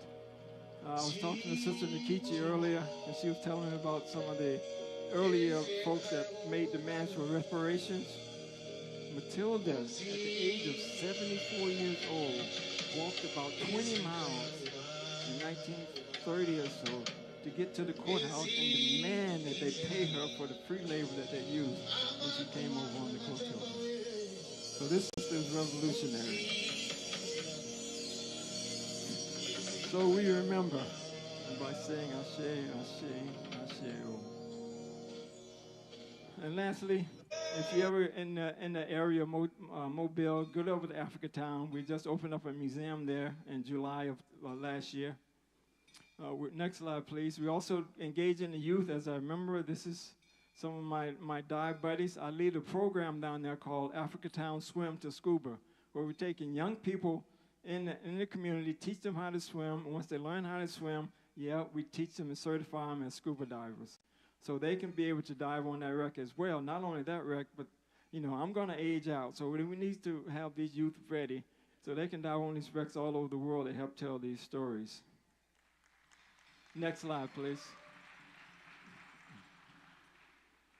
And Sister Yuri mentioned some of the documentations. If you Google Clotilda Netflix, Nat Geo, you'll see some of these documentaries. Next slide, please. There's one on the Clotilda. Next slide, please. The Descendants, she mentioned, is streaming now on Netflix. I encourage you to watch it if you can. Next slide, please. And the museum exhibit. And I'll end it with this. Next slide, please. The work that we're still trying to do, we're still searching for a vessel called the Guerrero. The next to the last vessel that's off the coast of Cuba called Wanderer that brought over 400 of our ancestors into Jekyll Island. That's an incredible story. We won't have time to go into it. The L'Aurora, I just showed you some images from that. We are still working on that. And the Lewiston, we kind of know where it is, but haven't found it yet. But more importantly, we know where 2 ships of the Black Star Line are located. And we've gotten approval from Julius Garvey to find those vessels.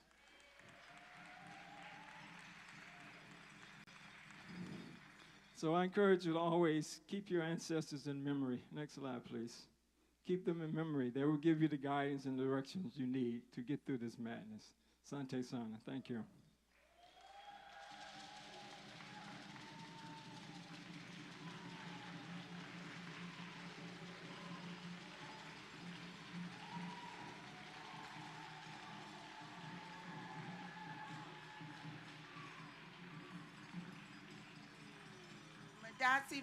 Madasi, Asante Sana.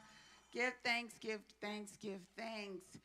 You all know the work of the Adasi, and this brother is here in the world doing the work on behalf of our ancestors, and we are so, so, so grateful. You heard the call, and you accepted the mission, and we are so grateful for you. Thank you, thank you, thank you for coming to share this incredible journey that you're on and the work that you all are doing, and thank you. Please continue to stay strengthened to do the work, and know that your community, we are here behind you all the way and with you. Thank you so much. I just want to say real quickly, I really appreciate family and your support, but I do have to acknowledge, Miss Kelly is in the basement here, and she's making this all happen. So please acknowledge her. Thank you, Miss Kelly. We appreciate you. Thank you, Miss Kelly. Oh, wow. Y'all still feeling good? Yes, yes. And so we are winding down our program here at the church, and we're going to be getting ready to head down to the river. Before we do that, we want to have a call to the altar here in front of you. And I'm going to come down and just share a little bit about the altar. And I'm going to ask you all we're going to give ourselves just a few minutes for you all to come down, take a look at the altar, say some prayers at the altar, notice the items on the altar. I give thanks for all the Adasi mamas and babas who helped to erect this ancestor altar today. And we are just so grateful again, thank you, to the ancestors for being here. I just want to point out a few things that when you're coming down to the altar, we want you to take a look at. And as you're coming down on the altar, we have stones. We want you to take 2 stones, at least 2 stones.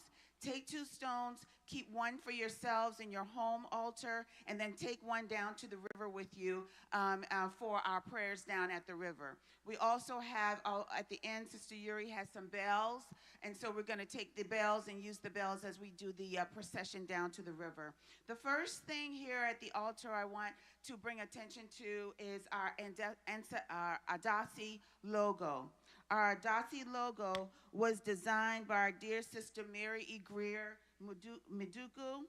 And one of the things I want to point out in the altar, on the logo, are the hands coming out of the water. Notice the hands coming out of the water. This is the water protecting our ancestors who Baba Kamal just spoke about, who are at the bottom of the waters. And we just want you to say a prayer for them. Come and say a prayer for them.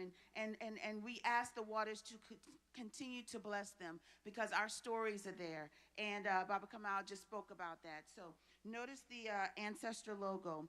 We have down here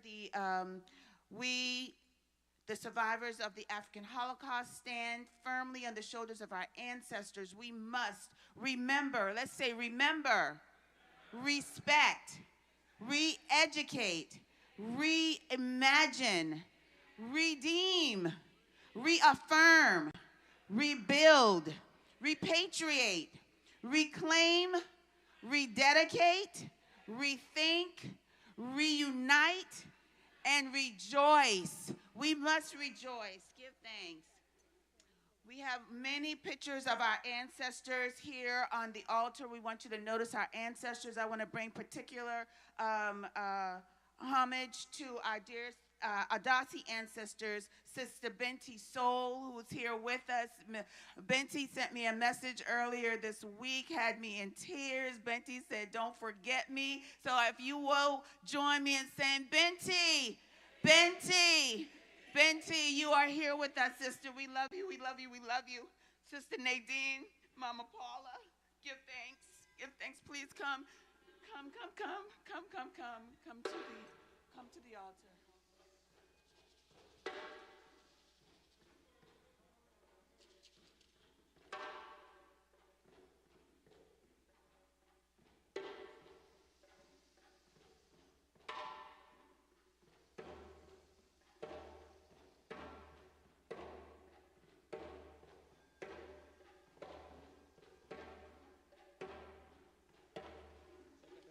Yeah.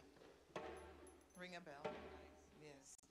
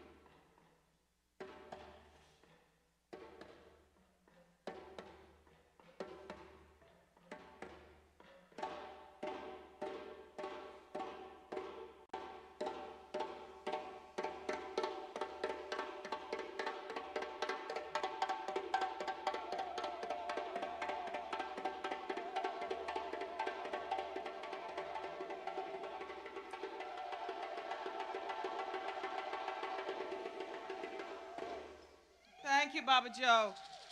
As we ask people to come down to the altar, we have like 10 minutes before we process down to the river.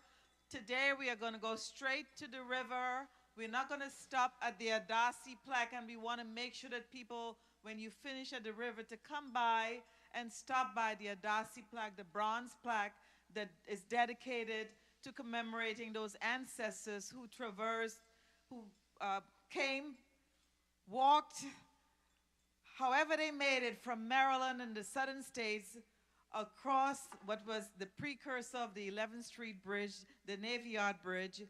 They came and they walked from slavery in those states to freedom in the District of Columbia after the emancipation in 1862. And thanks to Baba C.R. Gibbs, I think he's here, Miss Betty Gibbs is here, the historian, our Darcy historical advisor, for making that information possible. And so this plaque came about as a result of Enlightened, as well as, I'm sorry, I'm forgetting his name right now, but our colleagues and our friends in the community, we thank them for making that possible. And we also want to thank Baba Zama, because it's his iconic picture that formed the basis of this plaque, and all of the people are here today. So please, you go by and stop at the plaque when you come back up. It's on the Enlightened building, right at the corner of Marion Barry and MLK. So here's a copy of it. But please don't forget to take 2 stones with you, one that you would keep with you, so that whenever you go back home, you will remember the ancestors. You will remember Baba Kamal, what he said to us about the ancestors in the water. And as you come by the Adasi plaque, you'll see the slave ship. Send some love to those ancestors, because when they are healed, we are healed. And that's it. We're going to come down to the altar. We have some bells for you. We'd like everyone to take a bell with you. Bells are very important because they call on the creators. Bells are used to call on the ancestors. And as we go down to the river, Mama Shun, who came with the ancestors in the slave ship, the river goddess, we call on her. This is a symbol also for a Shun. So please take a bell with you.